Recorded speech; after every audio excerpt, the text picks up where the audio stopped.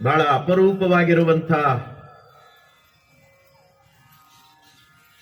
ಜೀವನದ ಉದ್ಧಾರದ ಸಾರ್ಥಕತೆಯ ಹೆಗ್ಗುರಿಯನ್ನಿಟ್ಕೊಂಡು ನಾವೆಲ್ಲ ಜೀವನ ದರ್ಶನದ ಆಧ್ಯಾತ್ಮದ ಮಾತುಗಳನ್ನು ಶ್ರವಣ ಮಾಡ್ತಾ ಮಾಡ್ತಾ ಇಂದು 4ನೇ ದಿನದಲ್ಲಿ ಮುಂದುವರಿತಾ ಇದ್ದೇವೆ.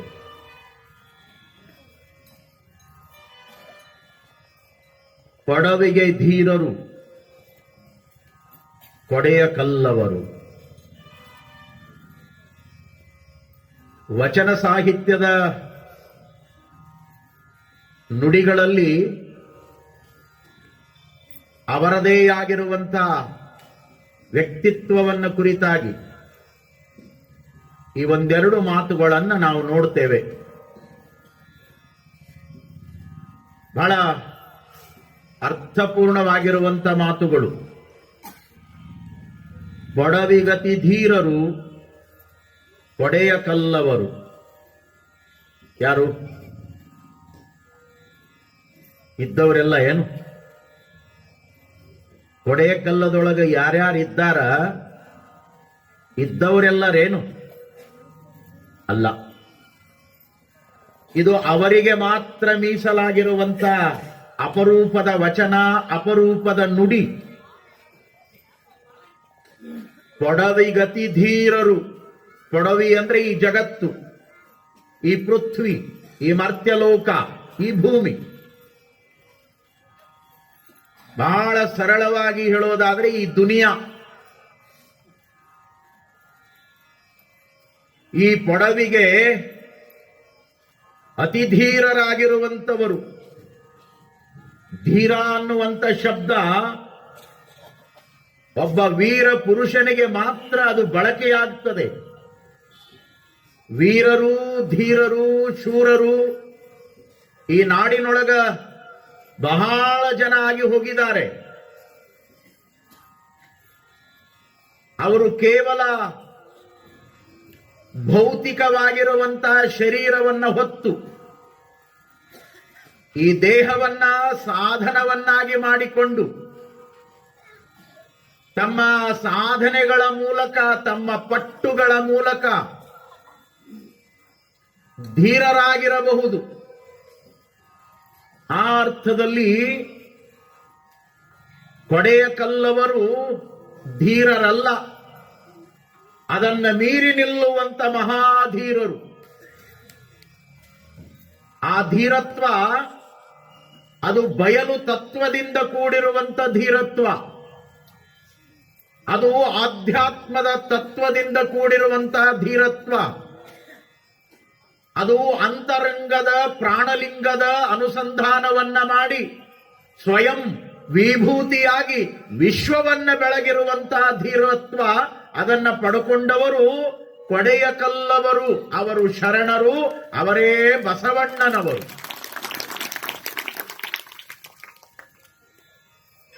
ಆ ಧೀರರ ನಡೆ ನುಡಿ ಏನಾಗಿತ್ತು? ಹೇಗಿದ್ರು ಬಸವಣ್ಣನವರು? ಬಹಳ ಉತ್ತಮವಾಗಿರುವಂತ ಮಾತುಗಳು. ನಡೆ ತುರುಗವನೇರಿ. ತುರಗ ಅಂದ್ರೆ ಕುದುರೆ, ಅಶ್ವ, ಅಶ್ವಾರೂಢರು. ನಡೆ ತುರಗವನೇರಿ ಶ್ವೇತ ಅಶ್ವವನ್ನ ಏರಿ ಧೀರರಾಗಿ ಅರಿವಿನ ಆಧ್ಯಾತ್ಮದ ನಿಜ ಗುರುವಾಗಿ ನಾಡನ್ನೆಲ್ಲ ಸಂಚಾರ ಮಾಡಿದರು. ಎಲ್ಲೆಲ್ಲಿ ಭಾವ ಭ್ರಮಿತರು ಇದ್ದರೋ ಅಂತವರ ಭಾವ ಭ್ರಮೆಯನ್ನು ದೂರ ಮಾಡಿದರು. ಎಲ್ಲರೊಳಗೆ ಬಯಲು ತತ್ವದ ಆಧ್ಯಾತ್ಮದ ಅರಿವನ್ನ ಮೂಡಿಸಿದರು. ಇದು ಸಾಮಾನ್ಯವಾಗಿರುವಂತ ಕೆಲಸ ಅಲ್ಲ. ಕೊಡೆಯ ಕಲ್ಲವರು ಕೊಡವಿಗೆ ಅತಿ ಧೀರರು. ಇವತ್ತಿನ ಕಾಲದಲ್ಲಿ ಆಧ್ಯಾತ್ಮದ ಹೆಸರಿನ ಮೇಲೆ ಏನೆಲ್ಲ ಆಡಂಬರಗಳು ನಡೀತಾವೆ. ನಾನು ಹೇಳ್ತೇನೆ ಆಧ್ಯಾತ್ಮ, ಅವನು ಹೇಳ್ತಾನೆ ಆಧ್ಯಾತ್ಮ ಅನ್ನುವಂತ ಹುಚ್ಚು ಜನ ಈ ಜಗತ್ತಿನೊಳಗೆ ಇವತ್ತು ಹುಟ್ಟಿದ್ದಾರೆ. ತನ್ನ ಬಗ್ಗೆನೇ ತನಗೆ ಸರಿಯಾದ ತಿಳುವಳಿಕೆ ಇರೋದಿಲ್ಲ, ಈ ಜಗತ್ತನ್ನೇ ಉದ್ಧಾರ ಮಾಡಿಬಿಡ್ತೀನಿ ಅನ್ನುವಂತ ಅಜ್ಞಾನಿ ಗುರುಗಳ ಸಂಖ್ಯೆ ಈ ಸಮಾಜದೊಳಗೆ ಹೆಚ್ಚಾಗ್ಯದ. ನಾನು ಹೇಳುವ ಮಾತು ಬಹಳ ಸೂಕ್ಷ್ಮವಾಗಿ ಇರುವಂತ ಮಾತು. ಈ ಮಾತುಗಳನ್ನ ಸುಮ್ಮನೆ ಕೇಳೋದಲ್ಲ, ಒಂದಿಷ್ಟು ಒಳಗೆ ಇಳಿಸ್ಕೊಂಡು ಅವುಗಳನ್ನ ಮನದೊಳಗ ವಿಚಾರ ಮಾಡುವಂತ ಮಾತುಗಳದಾವ. ಆದ್ರೆ ಕೊಡೇಕಲ್ಲದ ಶರಣ ಬಸವಣ್ಣ ಬಸವೇಶ ಅಶ್ವಾರೂಢನಾಗಿ ಎಂಥ ಕಾಯಕವನ್ನು ಮಾಡಿದ್ರು. ಬಹಳ ಸುಂದರವಾಗಿರುವಂತ ಮಾತುಗಳು ಬರ್ತಾವೆ. ಗುರು ನುಡಿಯ ಖಡ್ಗವನ್ನು ಹಿಡಿದು. ಗುರು ನುಡಿ ಅಂದ್ರೇನು? ಅದು ಅರಿವಿನ ನುಡಿ, ಅದು ಜ್ಞಾನದ ನುಡಿ. ಯಾವ ನುಡಿಗಳನ್ನ ಕೇಳಿದರೆ ಮನುಷ್ಯನ ಮನಸ್ಸಿನ ಅಜ್ಞಾನದ ಕತ್ತಲೆ ದೂರವಾಗ್ತದೋ ಆ ನುಡಿಗೆ ಗುರುವಿನ ನುಡಿ ಅಂತ ಕರೀತಾರ.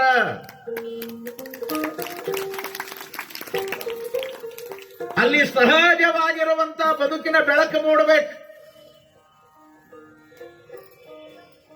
ಅಲ್ಲಿ ಸಹಜವಾಗಿರುವಂತ ಆನಂದ ಸಿಗಬೇಕು. ಸಂಸಾರದಲ್ಲಿದ್ದರೂ ಕೂಡ ತನ್ನ ಬದುಕು, ತನ್ನ ಕಾಯಕ, ತನ್ನ ಉದ್ಯೋಗ, ತನ್ನ ವ್ಯವಹಾರವನ್ನ ಮಾಡ್ತಾ ಮಾಡ್ತಾ ಮಾಡ್ತಾ ಇರುವುದರಲ್ಲಿನೇ ತೃಪ್ತಿಪಟ್ಟು ಆನಂದದ ಜೀವನವನ್ನ ಕಳಿಬೇಕು. ಅಂತ ಮಾರ್ಗದರ್ಶನವನ್ನ ಮಾಡುವಂತವನೇ ನಿಜವಾದ ಗುರು. ನಿಜವಾದ ಗುರು ದಾರಿ ತಪ್ಪಿಸೋರಲ್ಲ, ಮತ್ತು ದಾರಿ ಬಿಡಿಸೋರಲ್ಲ. ನಾ ಅದು ಮಾಡ್ತೀನಿ, ನಾ ಇದು ಮಾಡ್ತೀನಿ, ಗೋಲ್ ಗುಂಬಜ್ ಹೋಗಿ ಚಾಮುಂಡಿ ಬೆಟ್ಟ ಮಾಡ್ತೀನಿ, ಚಾಮುಂಡಿ ಬೆಟ್ಟ ಹೋಗಿ ಗೋಲ್ ಗುಂಬಜ್ ಮಾಡ್ತೀನಿ ಅಂತ ಗೂಟಾಟಿಕೆ ಮಾಡುವಂತವ್ರು ಈ ಜಗತ್ತಿನೊಳಗೆ ಬಹಳ ಜನ ಇಂಥವ್ರು ಟಿವಿಯಾಗ ದಿನ ಒಬ್ಬೊಬ್ರು ಬರ್ತಾರೆ. ಆ ಗುರು ಈ ಗುರು ಸುಡಗಾಡಿ ಸಿದ್ದರಮಠ ಎಲ್ಲ ಹೇಳಿ ಜನರ ಮನಸ್ಸು ಕೆಡಿಸಿ ಅಜ್ಞಾನದ ಕತ್ತಲೆಯೊಳಗ ಸಮಾಜ ಮುಳುಗುವಂತೆ ಮಾಡುವಂತವರು ಎಂದಿಗೂ ಗುರುತ್ವದ ಅರ್ಹತೆಯನ್ನು ಪಡ್ಕೊಳ್ಳೋದಿಲ್ಲ. ಆಧ್ಯಾತ್ಮ ಅಂದ್ರೆ ಅದು ಏನೇನೋ ಮಾಡುವಂತ ಗೂಟಾಟಿಕೆಯ ಡಂಬಾಚಾರ ಅಲ್ಲ. ಜೀವನ ದರ್ಶನ, ಆಧ್ಯಾತ್ಮದ ಪ್ರವಚನ ಇದು ಸಹಜವಾಗಿ ಬಾಳುವಂತ ಜೀವನದ ಮಾರ್ಗವನ್ನು ತೋರುವಂತಹದ್ದು. ಒಂದು ಮಾತು ತಿಳ್ಕೋಬೇಕು ತಾವೆಲ್ಲ,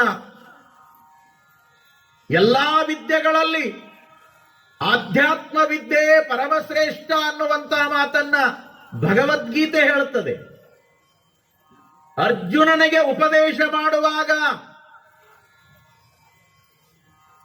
ಕೃಷ್ಣ ಈ ಮಾತುಗಳನ್ನು ಹೇಳಿದ. ಎಲ್ಲ ವಿದ್ಯೆಗಳಲ್ಲಿ ಆಧ್ಯಾತ್ಮ ವಿದ್ಯೆ ಅದು ಪರಮಶ್ರೇಷ್ಠವಾಗಿರುವಂತ ವಿದ್ಯೆ. ಈ ಲೌಕಿಕ ಜಗತ್ತಿನಲ್ಲಿ ಏನೆಲ್ಲ ವಿದ್ಯೆಗಳನ್ನ ಇವತ್ತು ನಮ್ಮ ಮಕ್ಕಳು ಪಡ್ಕೊಳ್ತಾ ಇದ್ದಾರೆ. ಅವರು ಕಾನ್ವೆಂಟಿಗೆ ಹೋಗ್ತಾ ಇದ್ದಾರೆ, ಶಾಲೆಗಳಿಗೆ ಹೋಗ್ತಾ ಇದ್ದಾರೆ, ಅವರು ಕಾಲೇಜುಗಳಿಗೆ ಹೋಗ್ತಾ ಇದ್ದಾರೆ, ಯೂನಿವರ್ಸಿಟಿಗಳಿಗೆ ಹೋಗ್ತಾ ಇದ್ದಾರೆ, ದೊಡ್ಡ ದೊಡ್ಡ ಡಿಗ್ರಿಗಳನ್ನು ಮುಗಿಸ್ತಾ ಇದ್ದಾರೆ, ಸರ್ಟಿಫಿಕೇಟ್ಗಳನ್ನು ಪಡಿತಾ ಇದ್ದಾರೆ. ಏನೆಲ್ಲ ಪಡೆದರೂ ಕೂಡ ಜೀವನವನ್ನು ಹೇಗೆ ಕಳೆಯಬೇಕು ಅನ್ನುವಂತ ಅರಿವಿಲ್ಲದೆ ಹೋದ್ರೆ ಆ ವಿದ್ಯೆ ತಗೊಂಡು ಏನು ಮಾಡೋದದ? ಏನ್ ಮಾಡೋದದ ರೀ? ಯಾವುದು ಜೀವನಕ್ಕೆ ಮುಖ್ಯವೋ ಅದನ್ನು ತೋರಿಸುವುದೇ ಆಧ್ಯಾತ್ಮದ ಅರಿವಿನ ವಿದ್ಯೆ.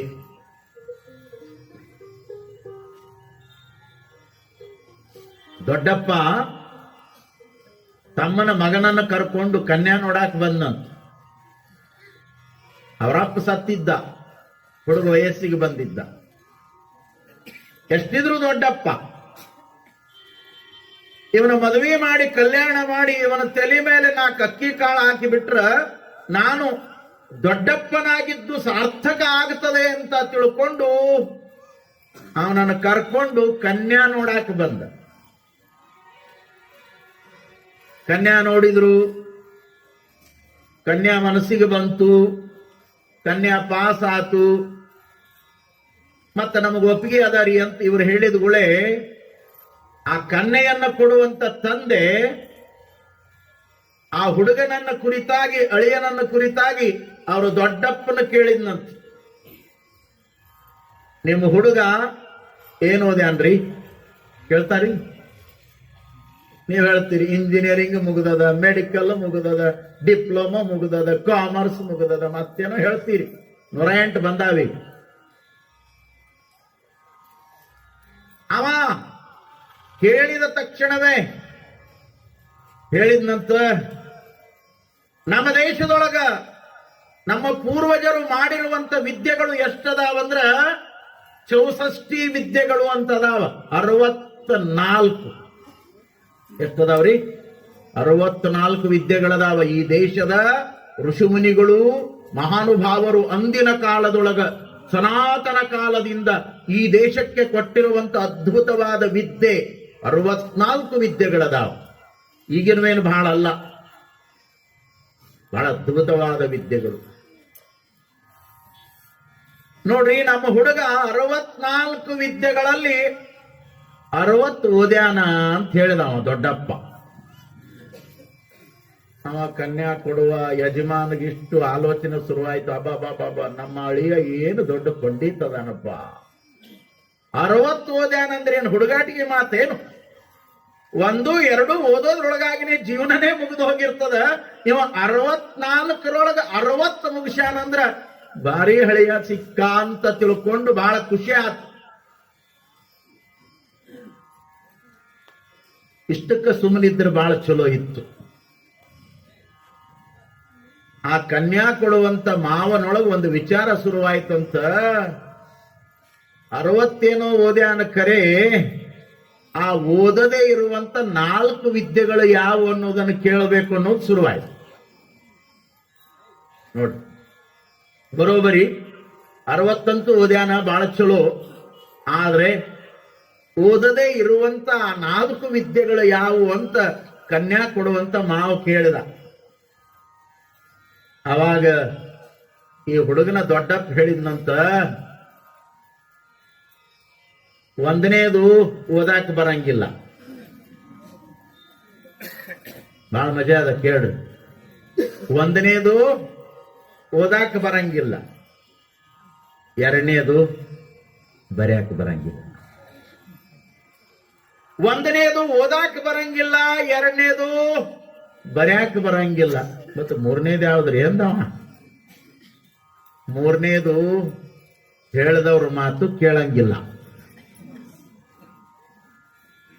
ಏನ್ರಿ? ಹೇಳಿದವ್ರ ಮಾತು ಕೇಳಂಗಿಲ್ಲ. 4ನೇದು ಅಂದವ ತನಗೂ ತಿಳಿಯಂಗಿಲ್ಲ. 60 ವಿದ್ಯಾ ತಗೊಂಡು ಏನ್ ಮಾಡೋದೇನು? ಮಣ್ಣಾಗಿಡೋದದ. ಜೀವನಕ್ಕೆ ಬೇಕಾಗಿರೋದು ಇವ 4 ಮಾತು. ಓದಾಕರ ಬರ್ಬೇಕು, ಬರ್ಯಾಕರ ಬರ್ಬೇಕು, ಇಲ್ಲ ಹೇಳಿದವ್ರ ಮಾತು ಕೇಳ್ಯಾರ ಜೀವನ ಕಳಿಬೇಕು. ಇದು ಯಾವುದೂ ಇಲ್ಲ ಅಂದ್ರೆ ತನಗರ ತಿಳಿಬೇಕು. ಜೀವನಕ್ಕೆ ಇದಾಗಬೇಕು. ನೀವು ಮೆಡಿಕಲ್ ಓದು, ಇಂಜಿನಿಯರಿಂಗ್ ಓದು, ಏನೋ ಓದು, ಜೀವನಕ್ಕೆ ಬೇಕಾಗಿರೋದು ಇವು 4 ಓದಾಕರ ಬರ್ಬೇಕು, ಬರ್ಯಾಕರ ಬರ್ಬೇಕು. ಅಥವಾ ತಿಳುವಳಿಕೆ ಉಳ್ಳವರು, ಹಿರಿಯರು, ತಂದೆ ತಾಯಿಗಳು, ಗುರುಗಳು ಮಾರ್ಗದರ್ಶನ ಮಾಡಿ ಹೇಳುವಂತ ಅರಿವಿನ ಮಾತನ್ನ ಕೇಳಿ ಜೀವನ ಸಾಗಸಾಕರ ಬರಬೇಕು. ಅವ್ರು ಹೇಳಿದ್ದು ಕೇಳಂಗಿಲ್ಲ, ತನಗೂ ತಿಳಿಯಂಗಿಲ್ಲ ಅಂದ್ರ ಇವ ಭಾರಿ ಕಲ್ತಾನಪ್ಪ, ಇಂಥವನಿಗೆ ನನ್ನ ಮಗಳನ್ನು ಕೊಟ್ರ ಪರದೇಶಿ ಆಗಿ ಹೋಗದ, ನಿಮ್ ದಿಕ್ಕಿಗೆ ಶರಣು ಅಂದಂತ ಅವ ಕನ್ಯಾ ಕೊಡ.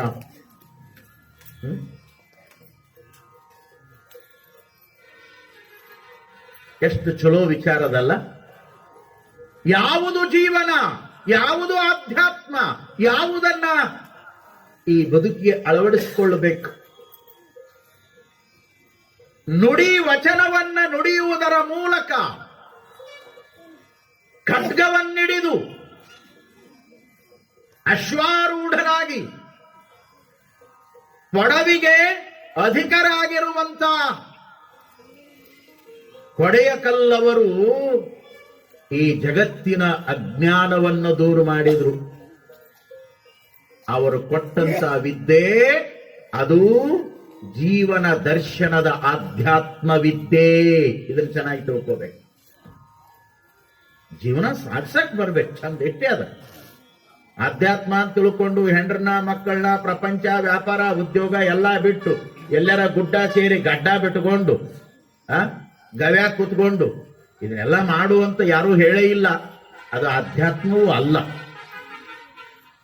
ಸಹಜ ಸುಂದರವಾಗಿರುವಂತ ಜೀವನವನ್ನ ಆನಂದವಾಗಿ ಬಳಸಿಕೊಂಡು ತನ್ನನ್ನ ತಾನು ಅರ್ಥೈಸಿಕೊಂಡು ನಾನು ಯಾಕೆ ಬಂದಿದ್ದೇನೆ, ಇಲ್ಲಿ ಮಾಡುವ ಕೆಲಸಗಳೇನು, ಇಲ್ಲಿ ಏನೇನು ಮಾಡಬೇಕು, ನಾ ಹೆಂಗ ಜೀವನ ಕಳಿಬೇಕು, ಹೋಗೋ ಮುಂದೆ ಏನು ತಗೊಂಡು ಹೋಗ್ತೀನಿ, ಇಲ್ಲಿ ಏನು ಬಿಟ್ಟು ಹೋಗ್ತೀನಿ ಅನ್ನುವಂತ ಅರಿವು ಯಾವನಿಗಿರ್ತದ ಅವ ನಿಜವಾಗ್ಲೂ ಆಧ್ಯಾತ್ಮದ ದಾರಿಯೊಳಗೆ ಸಾಗಲಿಕ್ಕೆ ಯೋಗ್ಯನಾಗ್ತಾನೆ. ಎಷ್ಟು ಸರಳದ ಕೆಲಸ.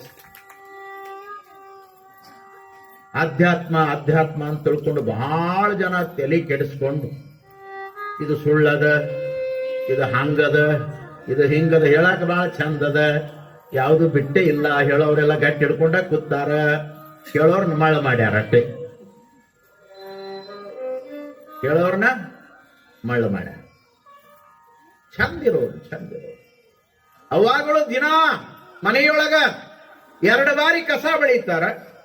ಉದ್ದೇಶ ಏನು? ಮನೆ ಸ್ವಚ್ಛ ಇರ್ಬೇಕಷ್ಟೇ. ಮುಂಜಾನೆ ಒಮ್ಮೆ ಬೆಳೀತಾರ, ಹೊತ್ತು ಮುಡಿಗೊಮ್ಮೆ ಬೆಳೀತಾರ. ಸ್ವಚ್ಛ ಕಸ ಬೆಳೆದು ಜಳ ಮಾಡಿ ನೆಲವನ್ನ ಸಾರಣಿಗೆ ಮಾಡಿ ಒಂದು ದೀಪ ಬೆಳಗಿ 1-2 ಚಲೋ ಊದಿನ ಕಡ್ಡಿಯ ಧೂಪವನ್ನ ಹಾಕಿ ನಾಲಿಗೆ ಮೇಲೆ ಬಸವೇಶ ಬಸವೇಶ ಬಸವೇಶ ಅನ್ನುವಂತ ಸ್ಮರಣೆ ಮಾಡಿ ಮನೆಯೊಳಗ ನಿತ್ಯದ ಕೆಲಸವನ್ನ ಮಾಡಿದ್ರ ಅದು ಸಾಂಸಾರಿಕ ಜೀವನದ ಆಧ್ಯಾತ್ಮಿಕತೆ ಆಗಿಬಿಡುತ್ತದೆ. ಅಷ್ಟೇ ಸರಳದ. ಅದನ್ನು ಬಿಟ್ಟು ಎಲ್ಲೆಲ್ಲೋ ಏನೇನೋ ಸಿಗ್ತದ ಅಂತ ತಿಳ್ಕೊಂಡು ಹೋಗ್ತಾರ, ಹುಡುಕೊಂಡು ಬಹಳ ಜನ ಹೋಗ್ತಾರ. ಆ ಗುರುಗಳ ಬಳಿ ಹೋಗ್ಬೇಕು, ಈ ಗುರುಗಳ ಬಳಿ ಹೋಗ್ಬೇಕು, ಹೋಗೋದಿಲ್ರಿ. ಅಲ್ಲಿ 1 ವಾರದ ಶಿಬಿರ ನಡೀತದ, ಮತ್ತೊಂದು ನಡೀತದ, ಮಗದೊಂದು ನಡೀತದ. ಅಲ್ಲಿ ಋಷಿಕೇಶಕ್ಕೆ ಹೋದ್ರೆ ಏನೋ ಸಿಗ್ತದ, ಹಿಮಾಲಯಕ್ಕೆ ಹೋದ್ರೆ ಮತ್ತೇನೋ ಸಿಗ್ತದ. ಹುಚ್ಚರಂಗ್ ಹೋಗಿ ಅಡ್ಡಾಡಿ ಕೊನೆಗೆ ಎಲ್ಲಿಗೆ ಬರ್ತಾವಂದ್ರ ಮನಿನ ಚಲೋ ಅಂತ ಇಲ್ಲಿಗೆ ಬರ್ತಾವ. ನಾವು ಹೇಳುವಂತ ವಿಚಾರಗಳಲ್ಲಿ ಬಹಳ ಅರ್ಥ ಇದೆ. ಬಹಳ ಸೂಕ್ಷ್ಮವಾಗಿ ವಿಚಾರ ಮಾಡಬೇಕು. ಏನು ನಮಗೆ ಸಿಕ್ಕಿದೆ, ಆ ಸಿಕ್ಕಿರುವ ಜೀವನದ ಸಂಪತ್ತಿನಲ್ಲಿನೇ ನಾವು ಸಮಾಧಾನದ ಬದುಕನ್ನ ಕಳೆಯುವಂತ ಸಾಧನೆಯೊಳಗ ನಮ್ಮನ್ನ ನಾವು ತಿಳಿದು ಬಳಸಿಕೊಂಡು ಬಿಟ್ರ ಅದು ನಿಜವಾದ ಆಧ್ಯಾತ್ಮದ ಅರಿವು. ಅಂತ ನುಡಿ ವಚನವನ್ನ ಖಡ್ಗಧೀರರಾಗಿ ನುಡಿದ್ರು ಕೊಡೇಕಲ್ಲವರು. ಖಡ್ಗಧೀರರು ಅಂದ್ರೆ ರಾಜ ಮಹಾರಾಜರು ಖಡ್ಗವನ್ನ ಹಿಡಿದ್ರು, ಖಡ್ಗದ ಮೂಲಕ ಯುದ್ಧವನ್ನ ಮಾಡಿದ್ರು, ಖಡ್ಗವನ್ನ ಝಳಪಿಸಿ ಎಷ್ಟೋ ಜನರನ್ನ ಹಿಂಸೆಯಿಂದ ಕೊಂದ್ರು. ಮಹಾತ್ಮರು ಖಡ್ಗ ಇನ್ನೊಬ್ಬರಿಗೆ ಹಿಂಸೆಯನ್ನು ಕೊಡುವುದನ್ನು ಹಿಡಿದಿಲ್ಲ. ಇದನ್ನು ಬಹಳ ಚೆನ್ನಾಗಿ ತಿಳ್ಕೋಬೇಕು. ಅದು ಯಾವ ಖಡ್ಗ ಅಂದ್ರೆ ಅದು ಜ್ಞಾನ ಖಡ್ಗ, ಅದು ಅರಿವಿನ ಖಡ್ಗ, ಅದು ನುಡಿ ವಚನ ಅನ್ನುವಂತ ಖಡ್ಗ. ದೇವಿ ಪುರಾಣದೊಳಗೆ ಚಿದಾನಂದ ಉದೂತರು ಆ ದುಷ್ಟರಾಗಿರುವಂತ ರಕ್ಕಸರನ್ನ ಸಂಹಾರ ಮಾಡುವಾಗ ದೇವಿ ಚರ್ಮ ಖಡ್ಗದಿಂದ ದುಷ್ಟರನ್ನ ಸಂಹಾರ ಮಾಡಿದ್ಲು ಅಂತ ಬರದಾರ. ಬಹುಶಃ ಓದವರಿಗೆ ಇದು ಗೊತ್ತಿರ್ತದೆ. ಚರ್ಮ ಖಡ್ಗ, ಚರ್ಮದ ಖಡ್ಗ ಇರ್ತದೆ ಹೇಳ್ರಿ? ಇರ್ತದೆ. ಲೋಹದ ಖಡ್ಗ ಇರ್ತದೆ, ಪಂಚಲೋಹದ ಖಡ್ಗ ಇರ್ತದೆ. ಈಗ ಇತ್ತಿತ್ಲಾಗ ಈ ದೊಡ್ಡ ದೊಡ್ಡ ರಾಜಕೀಯ ಮುಖಂಡರಿಗೆ ಬೆಳ್ಳಿ ಖಡ್ಗ ಕೊಡ್ತಾರೆ. ಅದನ್ನೇನು ತಗೊಂಡೆ ಅವನು ಯುದ್ಧ ಮಾಡೋರು ಅದಾರೆ. ಮಳ್ಳ ಜಗತ್ತ ಹೊಂಟದ ಹಿಂಗ ಹೊಂಟದ ಕೊಡ್ತಾರ ಅವ್ರ ಕೈಯಾಗ. ಅವ್ರು ಹಿಡ್ಕೊಂಡು ಹಿಂಗ ತೋರಿಸ್ತಾರ. ಒಂದಿನ 2 ಫೋಟೋ ತೆಗೆದು ಕೂಡ ಮನ್ಯಾಗ ಹೋಗಿ ಇಟ್ಟಿದ್ದು ಅದು ಹೊರಗ ಬರಂಗಿಲ್ಲ. ಇವು ಕೊಟ್ಟು ಇಲ್ಲೇ ತಣ್ಣು ಕೂತು ಅವ ತಗೊಂಡು ಹೋಗಿ ಅಲ್ಲೇ ತಣ್ಣ ಕೂತ. ಇಷ್ಟೇ ಕೆಲಸ. ಚರ್ಮ ಖಡ್ಗ ಯಾವುದದು? ವಿಚಾರ ಮಾಡುವಂತ ಮಾತು. ಚರ್ಮತ್ತು ಎಲ್ಲಿಯಾದ್ರೂ ಖಡ್ಗ ಮಾಡಕ್ಕಾಗ್ತದೇನು? ಚರ್ಮ ಅದೇನು ಗಟ್ಟಿರ್ಲಿಕ್ಕೆ ಸಾಧ್ಯ ಏನು? ಯಾಕೆ ಬಳಸಿದ್ರು ಜ್ಞಾನಿಗಳು ಈ ಪದವನ್ನ? ಇಲ್ಲಿ ನುಡಿ ವಚನ ಖಡ್ಗಧೀರರು ಅಂತ ಬಳಸ್ಕೊಂಡ್ರು, ಅಲ್ಲಿ ಚರ್ಮ ಖಡ್ಗ ಅಂತ ಬಳಸ್ತಾರೆ. ಹಾಗಂದ್ರೆ ಏನು? ನನ್ನ ಆತ್ಮೀಯ ಬಂಧುಗಳೇ, ಎಂದೂ ಯಾರೂ ಹೇಳದೇ ಇರುವಂತ ಒಂದು ಮಾತನ್ನ ನಿಮಗೆ ಹೇಳ್ತಾ ಇದ್ದೇನೆ. ಆ ಮಾತನ್ನ ನಿಮ್ಮ ತಲೆಯೊಳಗೆ ಇಟ್ಕೋಬೇಕು, ಮತ್ತು ಸಿಗೋದಿಲ್ಲ ಚಾನ್ಸ್. ಚರ್ಮ ಖಡ್ಗ ಅಂದ್ರ ಈ ನಾಲಿಗೆಗೆ ಚರ್ಮ ಖಡ್ಗ ಅಂತ. ಈ ನಾಲಿಗೆ ಇದು ಜ್ಞಾನವಾಗಿಯೂ ಬಳಕೆಯಾಗ್ತದ, ಈ ನಾಲಿಗೆ ಅಜ್ಞಾನವಾಗಿಯೂ ಬಳಕೆಯಾಗ್ತದ. ಈ ನಾಲಿಗೆಯ ಮೇಲೆ ಕೆಟ್ಟದ್ದನ್ನು ನುಡಿದ್ರ ಅದು ಖಡ್ಗಕ್ಕಿಂತಲೂ ಹರಿತವಾಗಿ ಇನ್ನೊಬ್ಬರ ಮೇಲೆ ಪ್ರಹಾರವನ್ನ ಮಾಡ್ತದೆ. ಒಂದು ಮಾತು ಸಾಕಲ್ಲ. ಇದು ಚರ್ಮ ಖಡ್ಗ, ಇದು ಜ್ಞಾನ ಖಡ್ಗ. ಇದೇ ನಾಲಿಗೆ ಮಾತಾಡ್ತದ, ವಚನಗಳನ್ನ ನುಡಿತದ, ಹಾಡ್ತದ, ಏನೆಲ್ಲ ಮಾಡ್ತದ. ಇದು ನಾಲಿಗೆ. ನಾಲಿಗೆ ಒಳ್ಳೆಯದಾದರೆ ನಾಡೆಲ್ಲ ಒಳ್ಳೆಯದು. ನಿನ್ನ ನಾಲಿಗೆಯೊಳಗ ಬೆಲ್ಲದ ಮಾತುಗಳು ಇದ್ರೆ, ನೀತಿಯ ಮಾತುಗಳಿದ್ರೆ, ಪ್ರೀತಿಯ ಮಾತುಗಳಿದ್ರೆ, ಅರಿವಿನ ಮಾತುಗಳಿದ್ರೆ, ಈ ನಾಲಿಗೆಯಿಂದ ನಿನ್ನ ಮನೆಯನ್ನೂ ಗೆಲ್ಲಬಹುದು, ನಿನ್ನನ್ನೂ ಗೆಲ್ಲಬಹುದು, ಈ ಜಗತ್ತನ್ನೂ ಗೆಲ್ಲಬಹುದು. ಇಂಥ ವಚನ ಜ್ಞಾನ ಖಡ್ಗದ ಮೂಲಕ ಕೊಡೇಕಲ್ಲವರು ಈ ನಾಡನ್ನೇ ಗೆದ್ದಾರ. ಅವರೇ ನಿಜವಾದ ಧೀರರು, ಬಸವಣ್ಣನವರು.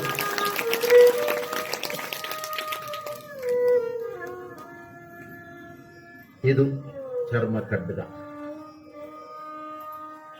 ಮೊದಲು ದಂಡನೆ ಮಾಡಿ, ಶಿಕ್ಷೆ ಕೊಟ್ಟು, ಹೋರಾಟ ಮಾಡಿ, ಯುದ್ಧ ಮಾಡಿದ್ಲು ದೇವಿ. ಕೊನೆಗೆ ಚರ್ಮ ಖಡ್ಗದಿಂದ ಸಂಹಾರ ಮಾಡಿದ್ಲು. ಅಂದ್ರೇನು? ಅವನಲ್ಲಿ ತುಂಬಿರುವಂತ ಅಹಂಕಾರ, ಮಮಕಾರ, ಅವನಲ್ಲಿ ತುಂಬಿರುವಂತ ಅಜ್ಞಾನವನ್ನ ಈ ನಾಲಿಗೆಯ ಚರ್ಮ ಖಡ್ಗ, ಆ ಜ್ಞಾನದ ಅರಿವಿನ ಚಿಂತನದಿಂದ ಆತನ ಬದುಕನ್ನೇ ಉದ್ಧಾರ ಮಾಡಿದ್ಲು ಅನ್ನೋದಕ್ಕೆ ಈ ಶಬ್ದವನ್ನ ಬಳಸ್ತಾರೆ. ಬಂಧುಗಳೇ, ಕೊಡೇಕಲ್ಲವರ ನುಡಿ, ಅವರ ವಚನ ಇಡೀ ನಾಡನ್ನ ಬೆಳಗುವಂತ, ಮನುಕುಲವನ್ನ ಬೆಳಗುವಂತ ವಚನ. ಅವರು ಬಾಳಿ ಬದುಕಿ ಏನೆಲ್ಲ ಉಪದೇಶವನ್ನ ಮಾಡಿದ್ರಲ್ಲ, ಆ ಉಪದೇಶದಲ್ಲಿ ಈಗ ನಾವೇನು 2-3 ದಿನಗಳಿಂದ ಜೀವನ ದರ್ಶನದ ಆಧ್ಯಾತ್ಮದ ಮಾತುಗಳನ್ನು ಕೇಳ್ತಾ ಇದ್ದೇವೆ. ಆ ಆಧ್ಯಾತ್ಮದ ಜೀವನ ದರ್ಶನದಲ್ಲಿ ಈ ಕಾಯ ಇದು ಕೂಡಲ ಸಂಗಮ.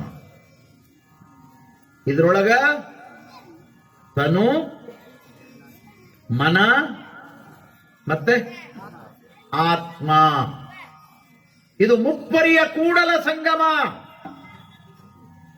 ಇದನ್ನ ಅವರದೇ ಆದ ಈ ಅಮರ ಕಲ್ಯಾಣ ದರ್ಶನದೊಳಗೂ ಕೂಡ ನಾವು ಕಾಣುತ್ತೇವೆ.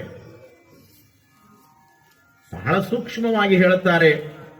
ಒಂದು ವಚನ ಇಲ್ಲಿ ಹೇಳುತ್ತದೆ ನಮಗೆ, ಸ್ಥೂಲದೊಳಗೆ ಸೂಕ್ಷ್ಮ ಇಹುದು, ಸ್ಥೂಲದೊಳಗೆ ಸೂಕ್ಷ್ಮ ಇಹುದು, ಅದರೊಳಗೆ ಮೂಲ ಕಾರಣ ಸೂಕ್ಷ್ಮ ತಾನಿತ್ತು. ಅದರೊಳಗೆ ಮೂಲ ಕಾರಣ ಸೂಕ್ಷ್ಮ ತಾನಿತ್ತು. ಸ್ಥೂಲ, ಸೂಕ್ಷ್ಮ, ಕಾರಣ ತ್ರಿವಿಧವು ಮೇಲು ಕಂಡವನೇ ಶಿವಯೋಗಿ, ಅವನು ತನ್ನ ಲೀಲೆಯಿಂದಲೇ ಕಂಡನಯ್ಯ ಆ ಮಹಾಘನವ. ಎಷ್ಟು ಚಲೋ ವಿಚಾರ ಇದರೊಳಗದ. ಈ 2 ದಿನಗಳಿಂದ ನಾವೇನು ತಮಗೆ ಹೇಳ್ತಾ ಇದ್ದೇವೆ ಅದನ್ನೇ ಅವರು ಕೂಡ ಅಂದಿನ ದಿನಮಾನದೊಳಗೆ ಹೇಳ್ತಾರಲ್ಲ. ಸ್ಥೂಲ, ಸೂಕ್ಷ್ಮ, ಕಾರಣ ಅಂತ ಅವ್ರು ಹೇಳ್ತಾರೆ. ಸ್ಥೂಲ ಅಂದ್ರೆ ಯಾವುದು? ಇದೇನದಲ್ಲ, ಇದಕ್ಕೆ ಸ್ಥೂಲ ಶರೀರ ಅಂತ ಕರೀತಾರೆ. ಸೂಕ್ಷ್ಮ ಯಾವುದು? ಮನ, ಅದು ಸೂಕ್ಷ್ಮ ಶರೀರ. ಅದು ಎಷ್ಟು ಸೂಕ್ಷ್ಮ ಇದೆ ಅಂದ್ರೆ ಕಣ್ಣಿಗೆ ಅಗೋಚರ, ಮನಸ್ಸನ್ನ ಯಾರೂ ನೋಡೇ ಇಲ್ಲ, ಆದರೆ ಅದರ ಕೆಲಸ ಅದ್ಭುತ. ಅದು ಎಷ್ಟು ವೇಗವಾಗಿ ಸಂಚಾರ ಮಾಡ್ತದಂದ್ರೆ ಮನೋವಿಜ್ಞಾನಿಗಳು ಬರೀತಾರೆ, ಗಾಳಿ ಎಷ್ಟು ವೇಗವಾಗಿ ಈ ಸೃಷ್ಟಿಯೊಳಗೆ ಹರಿದಾಡ್ತದಲ್ಲ, ಗಾಳಿಗಿಂತಲೂ ವೇಗವಾಗಿ ಹರಿದಾಡೋದೇ ಅದು ಮನಸ್ಸು, ಅದು ಮನ. ಈ ಮನವೇ ಎಲ್ಲದಕ್ಕೂ ಕಾರಣ. ಗೀತೆಯಲ್ಲಿ ಕೃಷ್ಣ ಪರಮಾತ್ಮ ಹೇಳ್ತಾನೆ, ಮನಯೇವ ಮನುಷ್ಯಾಣಾಂ ಕಾರಣಂ ಬಂಧ ಮೋಕ್ಷಯೋ. ನಿನ್ನ ಒಳಿತಿಗೂ ನಿನ್ನ ಕೆಡಕಿಗೂ, ನಿನ್ನ ಕಲ್ಯಾಣಕ್ಕೂ ನಿನ್ನ ದುಃಖಕ್ಕೂ ನಿನ್ನ ಸುಖಕ್ಕೂ ಎಲ್ಲದಕ್ಕೂ ನಿನ್ನ ಮನಸ್ಸೇ ಕಾರಣ. ಮನ ಮನುಷ್ಯನನ್ನ ಯತಿಯನ್ನಾಗಿಯೂ ಮಾಡ್ತದ, ಮನ ಮನುಷ್ಯನನ್ನ ಕೋತಿಯನ್ನಾಗಿಯೂ ಮಾಡ್ತದೆ. 2 ಶಬ್ದ. ಯತಿ ಬೇರೆ, ಕೋತಿ ಬೇರೆ. ಯತಿ ಅಂದ್ರೆ ಸತ್ಪುರುಷರು, ಶರಣರು, ಸಂತರು, ಅವಧೂತರು, ಆರೂಢರು, ಆಧ್ಯಾತ್ಮವಾದಿಗಳು, ಸೂಫಿ ಸಂತರು, ಇವರೆಲ್ಲ ಯತಿಗಳು. ಜಗತ್ತಿನ ಮಹಾತ್ಮರೆಲ್ಲರೂ ಕೂಡ ಯತಿಗಳು. ಮನಸ್ಸನ್ನ ಕೆಡಿಸಿಕೊಂಡವರು ಕೋತಿಗಳೇ. ನೋಡ್ರಿ, ಇದು ಕೆಡಿಸ್ತಲ್ಲ, ಇದು ಕೋತಿ ಕೆಲಸನ ಮಾಡ್ತದೆ. ಚಂದ ನಡೆದ ಗಪ್ಪನ ಹೋಯ್ತು, ಮುಗೀತು. ಅಮೃತ ಉಣ್ಣೋ ಮುಂದ ಅದ್ರೊಳಗೆ ಏನ್ರ ಬಂದ್ರೆ ಜೀವ ಒಲ್ಲೆತ್ತದಲ್ಲ, ಹಂಗ ಇದು ನಾವು ಮಾಡ್ಕೊಂಡಿದ್ದು, ಮತ್ತದು ಕೈ ಕೊಡೋದಕ್ಕೆ ಮಾಡ್ಕೊಂಡೀವಿ. ಅವ ಮಾಡಿದ್ದು ಕೈ ಕೊಡೋದಿಲ್ಲ, ಅದು ಅವ ಮಾಡಿದ್ದು ಅದು ಶಾಶ್ವತ, ನಾವು ಮಾಡಿದ್ದು ಅಶಾಶ್ವತ.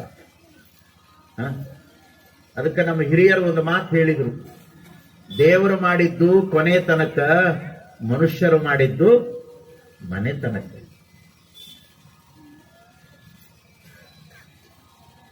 ಯತಿ ಅವನು ಬಹಳ ದೊಡ್ಡ ಧೀರ, ವೀರ, ಶೂರ. ಯತಿ ತನ್ನ ಬದುಕನ್ನ ಸದ್ಗತಿಗೆ ತೆಗೆದುಕೊಂಡು ಹೋಗ್ತಾನೆ. ಯತಿ ಅನ್ನುವಂತ ಪಟ್ಟ ಅದು ಪಡ್ಕೊಳ್ಳಬೇಕು ಅಂದ್ರೆ ಸಾಧನೆ ಇರಬೇಕು. ಸುಮ್ಮನೆ ಎಲ್ಲರಿಗೂ ಯತಿ ಅನ್ನಕ್ಕೆ ಬರಲ್ಲ ಅನ್ನೋದಿಲ್ಲ. ಏನ್ ಕೋತಿ ಮಾಡ್ತೀಯೋ ಅಂತಾರ ನೋಡ್ರಿ. ಊರು ಉಸಾಬರಿ ಮಾಡ್ಕೋತ, ಮಾಡಬಾರ್ದು ಮಾಡ್ಕೋತ, ಅನ್ಬಾರ್ದು ಅನ್ಕೋತ, ಗದ್ಲ ಮಾಡ್ಕೋತ ತಿರ್ಗೋಕ್ ಏನಂತಾರ್ರಿ? ಏನಂತಾರ? ಏನ್ ಕೋತಿದ್ದಂಗ ಅದಾನ್ರಿ ಅವ, ಕ್ವಾಡ್ಗ ಅಂತಾರ. ಕ್ವಾಡ್ಗ, ಮಂಗ್ಯ, ಕೋತಿ. ಯಾಕಂದ್ರು ನಿಮ್ಗೊಂದು ಮಾತು ಹೇಳ್ತೀನಿ, ಈ ಸೃಷ್ಟಿಯೊಳಗೆ ಎಷ್ಟೋ ಪ್ರಾಣಿಗಳದಾವ, ಪಕ್ಷಿಗಳದಾವ, ಮನುಷ್ಯ ಅದಾನ, ಜೀವ ಜಂತುಗಳದಾವ. ಇರುವಿ ಅಂತ ಇರುವಿ, ಸಣ್ಣ ಗೆದ್ದಲು ಹುಳುವಿನಂತ ಒಂದು ಸಣ್ಣ ಹುಳು, ಸಣ್ಣ ಸಣ್ಣ ಪಕ್ಷಿಗಳು ತಮಗಾಗಿ ಇರುವ ಸಲುವಾಗಿ ಸಣ್ಣ ಸಣ್ಣ ಮನಿ ಕಟ್ಕೋತಾವ, ಗೂಡು ಕಟ್ಕೋತಾವ. ಇರುವಿ, ಗೆದ್ದಲ ಹುಳು ಸಹಿತ ಒಂದು ಗೂಡು ಮಾಡ್ತದ, ಮನಿ ಮಾಡ್ತದ. ಮನುಷ್ಯ ಮನೆ ಕಟ್ಟಲೇಬೇಕು. ಮನೆ ಇಲ್ಲದವರಿಗೆ ಮಾನ ಇಲ್ಲ ಅಂತ ಹಿರಿಯರು ಹೇಳ್ಯಾರ. ಮನೆ ಕಟ್ಟಬೇಕು ಜೀವನದೊಳಗೆ, ಅದು ಸಾಧನೆ. ಮನಿ ಬಿಟ್ಟು ಹೋಗ್ರಿ ಅಂತ ನಾ ಎಂದೂ ಹೇಳಂಗಿಲ್ಲ. ಚಂದ ಮನಿ ಕಟ್ರಿ ಅಂತ ಹೇಳೋಣ. ಆರಾಮ ಬದುಕೋದು, ಚಂದ ಬದುಕೋದು, ಆನಂದವಾಗಿ ಬದುಕೋದು, ಬದುಕುವ ಸಲುವಾಗಿ ಈ ಜೀವನ ಬಂದದ. ಅದಕ್ಕ ಜಿ.ಪಿ. ರಾಜರತ್ನಂ ಅನ್ನುವಂತ ಒಬ್ಬ ಕನ್ನಡ ಸಾಹಿತ್ಯ ಲೋಕದ ಮಹಾನುಭಾವ, ಕವಿ, ಆಶು ಕವಿ, ಎಷ್ಟು ಚಂದ ಹೇಳ್ಯಾರ ನೀವು ಕೇಳಿರಿ. ಹೇಳ್ಕೊಳ್ಳಾಕ ಒಂದೂರು, ತಲೆ ಮೇಲೆ ಒಂದು ಸೂರು, ಮಲಗೋಕೆ ಭೂಮಿ ತಾಯಿ ಮಂಚ, ಕೈ ಹಿಡಿದವಳು ಪುಟ್ನಂಜಿ, ನಗನಗತ ಉಪ್ಪುಗಂಜಿ, ಕೊಟ್ರಾಯ್ತು ರತ್ನನ ಪರಪಂಚ ಅಂತ ಹೇಳ್ಯಾನ ಜಿ.ಪಿ. ರಾಜರತ್ನಂ. ಇದನ್ನ ಸಿನಿಮಾದಾಗ ಬಳಸ್ಕೊಂಡು ಇವರ ಹಾಡ್ಯಾರಂತ ಮಂದಿ ತಿಳ್ಕೋತಾರ. ಕೊಟ್ಟವರ ಬೇರೆ, ಹೇಳದವರ ಬೇರೆ. ಈಗಿನ ಹುಡುಗರನ್ನ ಕೇಳ್ರಿ, ನಮ್ಮ ಉಪ್ಪಿ ಹೇಳ್ಯಾನ ಹೇಳ್ರಿ ಅಂತಾರೆ ಇವರು. ಅವನ ಗತಿ ತಿಪ್ಪಿ ತಲಿ ಮಾಡ್ಕೊಂಡು ಉಪ್ಪಿ ಆಗಿರ್ತಾರೆ ಈ ಮಕ್ಕಳು. ಹೇಳಿದವರು ದೊಡ್ಡವರು, ಎಷ್ಟು ಚಂದ ಹೇಳ್ಯಾರ ಅವರು. ಹೇಳ್ಕೊಳಕ್ ಒಂದು ಊರು ಬೇಕು. ಯಾವ ಊರವರು? ಕೊಡೆಕಲ್ಲವರು ಬೇಕಲ್ರಿ. ಊರಿಲ್ಲದ ಬದುಕದೇನು? ಯಾವ ಊರವರು? ಮುದುಗಲ್ಲವರು. ಹೇಳ್ಕೋಬೇಕಲ್ಲ. ಎಲ್ಲಿಂದ ಬಂದವ್ರಿ ಸ್ವಾಮಿಗಳು? ಮುದುಗಲ್ಲಿಂದ ಬಂದ. ಅಡ್ರೆಸ್ ಊರ ಇಲ್ಲ ಅಂದ್ರೆ ವಿಚಾರ ಮಾಡ್ರಿ. ಊರ ಇಲ್ಲ ಅವಾಗ, ತಳನ ಇಲ್ಲ, ಬುಡನ ಇಲ್ಲ ಅಂದ್ರೆ ಹೆಂಗ? ಹೇಳ್ಕೊಳ್ಳಾಕ ಒಂದು ಊರು ಬೇಕು ಪ್ರತಿಯೊಬ್ಬರಿಗೂ. ತಲೆ ಮೇಲೆ ಒಂದು ಸೂರು. ಸೂರು ಅಂದ್ರೆ ಮನೆ, ನೆಳ್ಳಿರ್ಬೇಕಲ್ಲ ಇರಾಕೊಂದು. ಅದು ಸಣ್ಣದಾರ ಇರ್ಲಿ, ಗುಡಿಸ್ಲಾರ ಇರ್ಲಿ, ದೊಡ್ಡದಾರ ಇರ್ಲಿ, ಎಲ್ಲದಕ್ಕೂ ಮನಿ ಅಂತಾನೆ ಅಂತಾರ. ದೊಡ್ಡದಿದ್ರು ಮನಿನ, ಸಣ್ಣದಿದ್ರು ಮನಿನ, ಒಟ್ಟು ಮನಿ ಇರಬೇಕು. ಖರೆ ಈ ಮನೆಯೊಳಗಿರೋದು ಸುಮ್ಮನೆ, ನಾವು ಹೋಗ್ಬಿಟ್ರೋ ಮನಿ ಬ್ಯಾರೇನ ಅದ. ಇಲ್ಲಿ ಇರುವುದು ಸುಮ್ಮನೆ, ಅಲ್ಲಿ ಇದೆ ನಮ್ಮ ಮನೆ ಅಂತ ಪುರಂದರದಾಸರು ಹೇಳ್ತಾರೆ. ಇಲ್ಲಿ ಸುಮ್ಮ ಇರೋದಪ್ಪ, ಕಟ್ಟಿದಿ ಆರಾಮಿರು. ಏನ್ 40 ವರ್ಷ ಇರ್ತೀವೋ, 50 ವರ್ಷ ಇರ್ತೀವೋ, 60 ಇರ್ತೀವೋ, ಇಲ್ಲ 100 ತನ ಇರ್ತೀವೋ, ಇಲ್ರಿ ಒಟ್ಟು ಹೋಗ್ಲಾರ್ದಂಗ 1000 ವರ್ಷ ಇರ್ತೀವೋ, ಒಟ್ಟು ಇರ್ತಿ ಇರು. ನಿನ್ನ ಇಟ್ಟು ಬರೋ ಮನಿ ಒಂದು ಬೇರೆ ಅದ. ಇಲ್ಲಿ ಬೇಕಾದೊಟ್ಟು ದೊಡ್ಡದು ಕಟ್ ನೀನು ಕಟ್ಟೋದಿಲ್ಲ. ಕೆಲವರು ಹಿಂಗ ಕಟ್ಟ್ಯಾರ, ಬಹಳ ವಿಚಿತ್ರ ವಿಚಿತ್ರ ಕಟ್ಟ್ಯಾರ. 10 ಎಕರೆ ಮನಿ ಕಟ್ಟಿದವರು ಅದಾರ. ಏನ್ ಮಾಡೋರು ಅದಾರ? ಅಟ್ಟು ದೊಡ್ಡ ಮನ್ಯಾಗ ಅಟ್ಟು ದೊಡ್ಡದು ಕಟ್ಟಿದ್ರು ಕೂಡ ಅವು ಇರ್ತಾವ ಒಂದ ಕೋಣೆ. ಯಾಕೆ ಬಡದಾಡ್ತಿ ಅಂತಾರ ಅವರು. ಎದಕ್ಕ? ಮಾಯಾ ಪ್ರಪಂಚದ ಮೋಹದೊಳಗ ಬಿದ್ದು ಯಾಕೆ ಬಡದಾಡ್ತಿ? ತಿಳಿದು ನಡಿ. ಇದು ಎಲ್ಲರಿಗೂ ಕೂಡ ಗೊತ್ತಿರುವ ಸತ್ಯವೇ. ಒಂದು ದಿನ ಬಿಟ್ಟು ಹೋಗೋದದ. ಇರುವಾಗ ನಾನು, ನನ್ನದು, ನನ್ನಿಂದಲೇ ಅನ್ನುವಂತ ವ್ಯವಸ್ಥೆಯೊಳಗೆ ನೀನಿದ್ರೂ ಕೂಡ ಅಂತರಂಗದೊಳಗೆ ಅರಿವು ಮಾಡ್ಕೋ, ಇದೆಲ್ಲವೂ ಕೂಡ ಮಿಥ್ಯ. ಅದು ಆ ಅರಿವಿನ ತತ್ವವೇ ಒಂದು ಸತ್ಯ ಅದ. ಹಿಂಗ ತಿಳಿದಿರಬೇಕ್ರಿ. ಮತ್ತ ಚಲೋ ವ್ಯವಹಾರ ಮಾಡ್ಕೋತ, ಮನಿತನ ಮಾಡ್ಕೋತ, ಎಲ್ಲಾ ಮಾಡ್ಕೋತ ಇಲ್ಲಿ ನಾವೇನು ಕುಂತ ಹೇಳಾಕತ್ತೀವಲ್ಲ, ಹಿಂಗ ನಿಮ್ಮ ಕಟ್ಟಿ ಮ್ಯಾಗ ನೀವು ಕುಂತ ಹೇಳಕ್ ಶುರು ಮಾಡಿದ್ರ ಅದನ್ನ ತಗೊಳ್ಳೋ ಮಂದಿ ಬೇರೆ ಬರ್ತಾರ. ಮತ್ತ ಹಂಗ ಮಾಡಿರಿ, ಹಂಗ ಮಾಡೋಂಗಿಲ್ಲ. ಅದನ್ನ ಅಲ್ಲಿ ಏನು ಮಾಡ್ಬೇಕು ಅದನ್ನೇ ಮಾಡಬೇಕು, ಇಲ್ಲಿ ಏನು ಕೇಳಬೇಕು ಅದನ್ನ ಕೇಳಬೇಕು. ಇವೆರಡರ ನಡಬರಕ ತಿಳಿದದ್ದನ್ನ ಒಳಗೆ ಇಳಿಸ್ಕೊಂಡು ಆರಾಮ್ ನೆಮ್ಮದಿಯಿಂದ ಬದುಕಬೇಕು. ಗದ್ಲಕ್ಕೆ ಬಿಡಬಾರ್ದು, ಸರಳದ. ಅದಕ್ಕಾಗಿ ಹೇಳ್ಕೊಳ್ಳಾಕ ಒಂದು ಊರು, ತಲೆ ಮೇಲೆ ಒಂದು ಸೂರು, ಒಂದು ನೆಳ್ಳ. ಎಷ್ಟು ಚಂದ ಹೇಳ್ತಾನೆ ಪುಣ್ಯಾತ್ಮ. ತಲೆ ಮೇಲೆ ಒಂದು ಸೂರು, ಮಲಗೋಕೆ ಭೂಮಿ ತಾಯಿ ಮಂಚ. ಯಾರು ಮಲಗಿದ್ರು ಈ ತಾಯಿ ಮೇಲೇನೆ ಮಲಗಬೇಕು. ಒಂದು ಮಾತು ಹೇಳ್ತೇನೆ, ತಾವೆಲ್ಲ ನೆನಪಿನಲ್ಲಿ ಇಟ್ಕೊಳ್ಳಿ. ನನ್ನನ್ನ ಆದಿಯಾಗಿ ಹಿಡ್ಕೊಂಡು ಈ ಜಗತ್ತಿನೊಳಗೆ ಎಷ್ಟು ಜನ ಮಹಾತ್ಮರು, ಸತ್ಪುರುಷರು, ಶರಣರು, ಸಂತರು ಏನೆಲ್ಲ ಆಗ್ಯಾರ, ಅವರೆಲ್ಲರಿಗೂ ಕೂಡ, ನಿಮ್ಮೆಲ್ಲರಿಗೂ ಕೂಡ, ಮುಂದೆ ಹುಟ್ಟಿ ಬರುವವರಿಗೂ ಕೂಡ ಈ ಜಗತ್ತಿನೊಳಗ ಇಬ್ರು ತಾಯಿಯರದಾರ. ಹಡದಾಕಿ ಒಬ್ಬಾಕಿ, ಹೊಡೆದಾಕಿ ಒಬ್ಬಾಕಿ. ಹಡದಾಕಿ ತನ್ನ ಹೊಟ್ಟೆಯೊಳಗ 9 ತಿಂಗಳು ಇಟ್ಕೊಂಡು ಈ ಪಿಂಡವನ್ನ, ಮಾಂಸದ ಮುದ್ದೆಯನ್ನ ಜಗತ್ತಿಗೆ ತರ್ತಾಳ. ಆ ತಾಯಿಯನ್ನ ನಾವು ಹಡೆದವ್ವ ಅಂತ ಕರಿತೇವೆ, ಹೆತ್ತವ್ವ ಅಂತ ಕರಿತೇವೆ. ಹೆತ್ತವ್ವ ಹಡೆದು ಈ ಭೂಮಿಯ ಮೇಲೆ ಬಿಟ್ಟ ಮೇಲೆ ಎಂದ ನಮಗ ನಡೆಯಾಕ ಬರ್ತದ, ಅಂದಿನಿಂದ ಹೋಗುವ ತನಕ ನಮ್ಮನ್ನ ಹೊತ್ತು ನಮಗೆ ಜೀವ ಚೈತನ್ಯ ಕೊಡುವವಳು ಹೊತ್ತ ತಾಯಿ, ಭೂಮಿ ತಾಯಿ. ಕೊನೆಗೊಂದು ದಿನ ನೀನು ಸತ್ತ ಬಳಿಕ ನಿನ್ನನ್ನ ತನ್ನ ಗರ್ಭದಲ್ಲಿ ಇಟ್ಕೊಂಡು ಮುಕ್ತಿ ಕೊಡುವಂತವಳು ಭೂಮಿ ತಾಯಿ. ಒಬ್ಬಳು ಹಡೆದವ್ವ, ಮತ್ತೊಬ್ಬಳು ಹಡೆದವ್ವ. ಇದನ್ನು ಮರಿಬಾರದು. ಇದನ್ನ ಭಾರತ ದೇಶವನ್ನ ಬಿಟ್ಟರೆ ಯಾವ ದೇಶದವರು ಹೇಳಲಿಕ್ಕೆ ಸಾಧ್ಯ ಇಲ್ಲ. ಈ ದೇಶದ ಆಧ್ಯಾತ್ಮದ ಸಂಪತ್ತೇ ಅಂತದ್ದು. ಇದೇ ದೇಶದವರು ಈ ಭೂಮಿಗೆ ಭೂಮಿ ತಾಯಿ ಅಂತ ಕರೆದಾರ. ಉಳಿದವರು ಯಾರೂ ಕೂಡ ಕರೆದಿಲ್ಲ. ನಮ್ಮಲ್ಲಿ ಈ ಭೂಮಿಗೆ ಭೂಮಿ ತಾಯಿ ಅಂತೇವೆ. ನಮ್ಮ ಜನಪದ ಗರತಿಯರು ಸಹಿತ ಕಸ ಮುಸ್ರೆ ಮಾಡಿಕೊಂಡು, ಹೆಂಡಿಗಸ ಬಳಕೊಂಡು, ಹೊಲ ಮನಿ ಮಾಡಿಕೊಂಡು ಸಾಮಾನ್ಯ ಜೀವನ ಕಳೆದಿರುವಂತ ಹಳ್ಳಿ ಹೆಣ್ಮಗಳು ಹೇಳ್ತಾಳ, ಒತ್ತಾರೆ ನಾನೆದ್ದು ಯಾರ್ಯಾರ ನೆನೆಯಲಿ. ಮುಂಜಾನೆ ಎದ್ದುಗಳೇ ಯಾರ್ಯಾರು ನೆನೀಲಿ? ನಮ್ಮ ಹಳ್ಳಿ ಗರತಿ ಹೇಳಿದ್ಲು, ಒತ್ತಾರೆ ನಾನೆದ್ದು ಯಾರ್ಯಾರ ನೆನೆಯಲಿ. ಎಳ್ಳು ಜೀರಿಗೆ ಬೆಳೆಯೋಳ, ಎಳ್ಳು ಜೀರಿಗೆ ಬೆಳೆಯೋಳ ಭೂತಾಯಿ. ಎದ್ದೊಂದು ಗಳಿಗೆ ನೆನದೇನಾ, ಎದ್ದೊಂದು ಗಳಿಗೆ ನೆನದೇನಾ, ಎದ್ದೊಂದು ಗಳಿಗೆ ನೆನದೇನಾ, ಎದ್ದೊಂದು ಗಳಿಗೆ ನೆನೆದೇನಾ. ಒತ್ತಾರೆ ನಾನೆದ್ದು ಯಾರ್ಯಾರ ನೆನೆಯಾಲಿ. ಒತ್ತಾರೆ ನಾನೆದ್ದು ಯಾರ್ಯಾರ ನೆನೆಯಾಲಿ.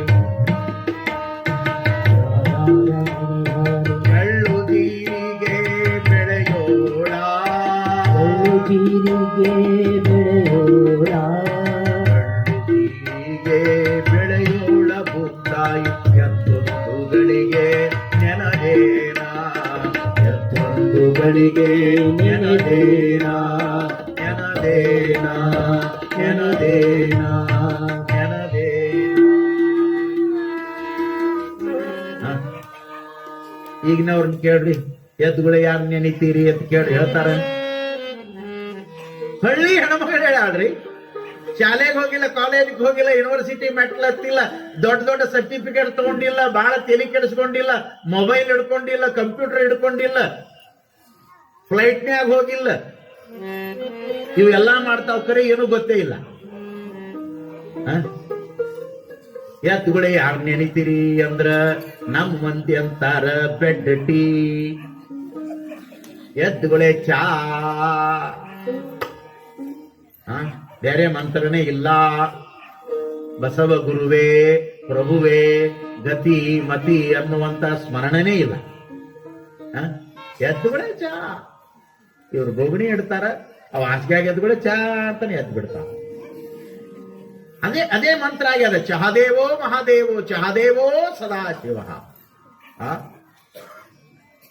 ಗುಟ್ಕಾ ದೈವ ಪರಂ ನಾಸ್ತಿ, ತಸ್ಮೈ ತಂಬಾಕೆ ನಮೋ ನಮಃ. ಏನು ಜೀವನ, ಏನು ಬದುಕ, ಏನು ಹಾಕಬೇಕು, ಏನು ಬಿಡಬೇಕು ಗೊತ್ತೇ ಇಲ್ಲ. ಕಸ ಪಿಚ್ಚ ತಿಂದುವೇನೋ, ಪಿತ್ತ ಪಿತ್ತ ಉಗುಳಿದುವೇನ. ಭಾರತ ಸ್ವಚ್ಛ ಸ್ವಚ್ಛ ಭಾರತ್ ಎಂದಾಗೋದದ? ಹಿಂಗ ಅಡ್ಕೋತ ಉಗುಳ್ಕೋತ ಹೊಂಟ್ರೆ ಆಗೋದೆಂದ? ಎಲ್ಲಿವರೆಗೆ ನಾವು ಸ್ವಚ್ಛ ಆಗೋದಿಲ್ಲವೋ ಅಲ್ಲಿವರೆಗೆ ಈ ಭಾರತ ಸ್ವಚ್ಛ ಆಗೋದಿಲ್ಲ, ಅಲ್ಲಿವರೆಗೆ ಆಗೋದಿಲ್ಲ. ಏನು ನಮ್ಮ ವಯಸ್ಸಿನ ಹುಡುಗರ ಮಾಡ್ಕೊಂಡು ಹೆಂಡ್ರನ್ನ ಬಿಟ್ಟಾರು, ಅದನ್ನು ಬಿಡಂಗಿಲ್ಲ ನೋಡ್ರಿ. ನೋಡ್ಬೇಕು ಅವ್ರು. ಏನ್ ಜಗತ್ತ, ಏನ್ ಆನಂದ. ಹಿಂಗ್ ಅಳಿಗಾಡ್ತಾರೆ, ಜೋ ಜೋ ಜೋ ಜೋ ಲಾಲಿ ಜೋ ಜೋ. ಆ ಗುಟ್ಕ ಚೀಟ್ ದೊಡ್ಡ ದೊಡ್ಡ ಬಂದಾವೆ. ಅವಾಗ ಸಿಂಗಲ್ ಬಂದಿದ್ವಿ, ಡಬಲ್ ಅದ್ರಾಗ ಮಾಡ್ಯಾರಂತ ನೋಡ್ಬೇಕು. ಹಿಂಗ್ ರೋಡ್ನ್ಯಾಗ ನಿಂತ್ಕೊಂಡು ಜಗತ್ ನೋಡ್ತಾರ, ಹಿಂಗ್ ಮಾಡ್ತಾರ. ಏನು ಗನಂದಾರಿ ಕೆಲಸ ಮಾಡ್ತೀವಿ ಅನ್ನಂಗ ಹಿಂಗ್ ಅಳಿಗಾಡಿಸಿ ಅದನ್ನ ಪರಕ್ನ ಅವ್ರದ್ದು ನೋಡ್ಬೇಕ ಸ್ಟೈಲು. ಅದ್ರ ಹಿಂಗ್ ಪಟ್ನ ಹೊಡೆಯೋದೇನಾ, ಇದನ್ನ ಹಾಕೋದೇನಾ, ಅಬಾಬಾಬಾಬಾ. ಎಲ್ಲ ಮಕ್ಕಳು ಒಯ್ದು ಅಲ್ಲಿ ಗಡಿಯೊಳಗೆ ನಿಲ್ಲಿಸ್ಬೇಕು ಬಂದೂಕ ಕೊಟ್ಟು. ಅವಾಗ ಗೊತ್ತಾಗ್ತದೆ ಗುಟ್ಕ ಹಾಕೊಳ್ಳೋದು. ಅವ್ರು ನಮ್ಮನ್ನ ಕಾಯಕತ್ತಾರಂತ ತಣ್ಣಗೆ ಇಲ್ಲಿ ಬದುಕಾಕತ್ತೀವಿ ಗುಟ್ಕ ಹಾಕೋತ. ಅವ್ರು ಬಿಟ್ಟು ಬರ್ಬೇಕು, ಬೇರೆ ದೇಶದವ್ರು ಈ ಕಡೆ ಹೊಕ್ಕೋಬೇಕು, ಕೈಯಾಗ ಹಿಡ್ಕೊಂಡು ಬರ್ಬೇಕು. ನೋಡ್ರಿ ಓಡಾಡ್ತಾರ ಅವಾಗ. ಏನ್ರಿ, ಏನು ವಿಚಿತ್ರ ರೀ ಜಗತ್ತ. ಏನು ಮಾಡಬೇಕು, ಏನು ಮಾಡಬಾರ್ದು. ಎಷ್ಟು ಪವಿತ್ರ ಈ ಭೂಮಿ ತಾಯಿ. ಇದರ ಮೇಲೆ ಎಂತ ಪಾಪ ಕೃತ್ಯಗಳನ್ನು ಮಾಡ್ತೇವೆ, ಎಷ್ಟು ಹೊಲಸು ಮಾಡ್ತೇವೆ. ಇಷ್ಟೆಲ್ಲಾ ಮಾಡಿದ್ರು ಕೂಡ ಹಡೆದ ತಾಯಿ ಮಗನನ್ನ ಎಷ್ಟೇ ನೋವು ಕೊಟ್ಟರು ಕೂಡ ಇದು ನನ್ನ ಕರುಳ ಬಳ್ಳಿ ಅಂತ ತಿಳ್ಕೊಂಡು ಹಡೆದವ್ವ.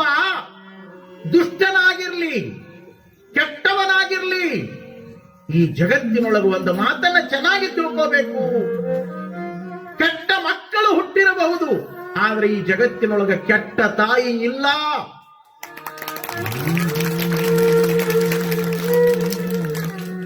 ಅವತ್ ನಿತ್ಯ ನೋವನ್ನು ಕೊಟ್ಟರು ಕೂಡ ಇದು ನನ್ನ ಮಗ ಅಂತ ತಿಳ್ಕೊಂಡು ಕಳ್ಳಿಗಚ್ಕೊಂಡು ಹರೈಕೆ ಮಾಡ್ತಾಳ.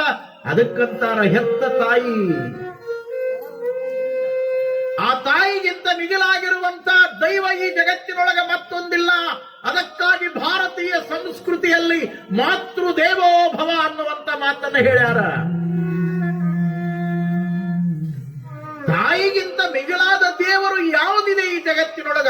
ನೀನು ಹೊಟ್ಟೆಯಿಂದ ಭೂಮಿಗೆ ಬಿದ್ದಾಗ, ಮಾಂಸದ ಬುದ್ಧಿಯಾಗಿ ಬಿದ್ದಾಗ, ನಿನ್ನನ್ನ ಮಗ್ಗುಲಲ್ಲಿ ಹಾಕಿಕೊಂಡು ಒರಸಿನ ಮೇಲೆ ಮಲಗಿಕೊಂಡು ನಿನಗೆ ಪ್ರತ್ಯಕ್ಷವಾಗಿ ದರ್ಶನ ಕೊಟ್ಟಿರುವಂತ ದೇವರು ಅಂದ್ರೆ ಹಡೆದವ್ವ.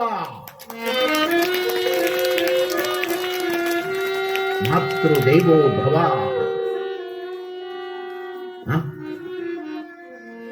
ಅದರ ಋಣವನ್ನ ಎಂದೂ ನಾವು ತೀರ್ಸಕ್ಕಾಗೋದಿಲ್ಲ. ಯಾವ ವ್ಯಕ್ತಿಯೂ ತೀರ್ಸಕ್ಕಾಗಲ್ಲ.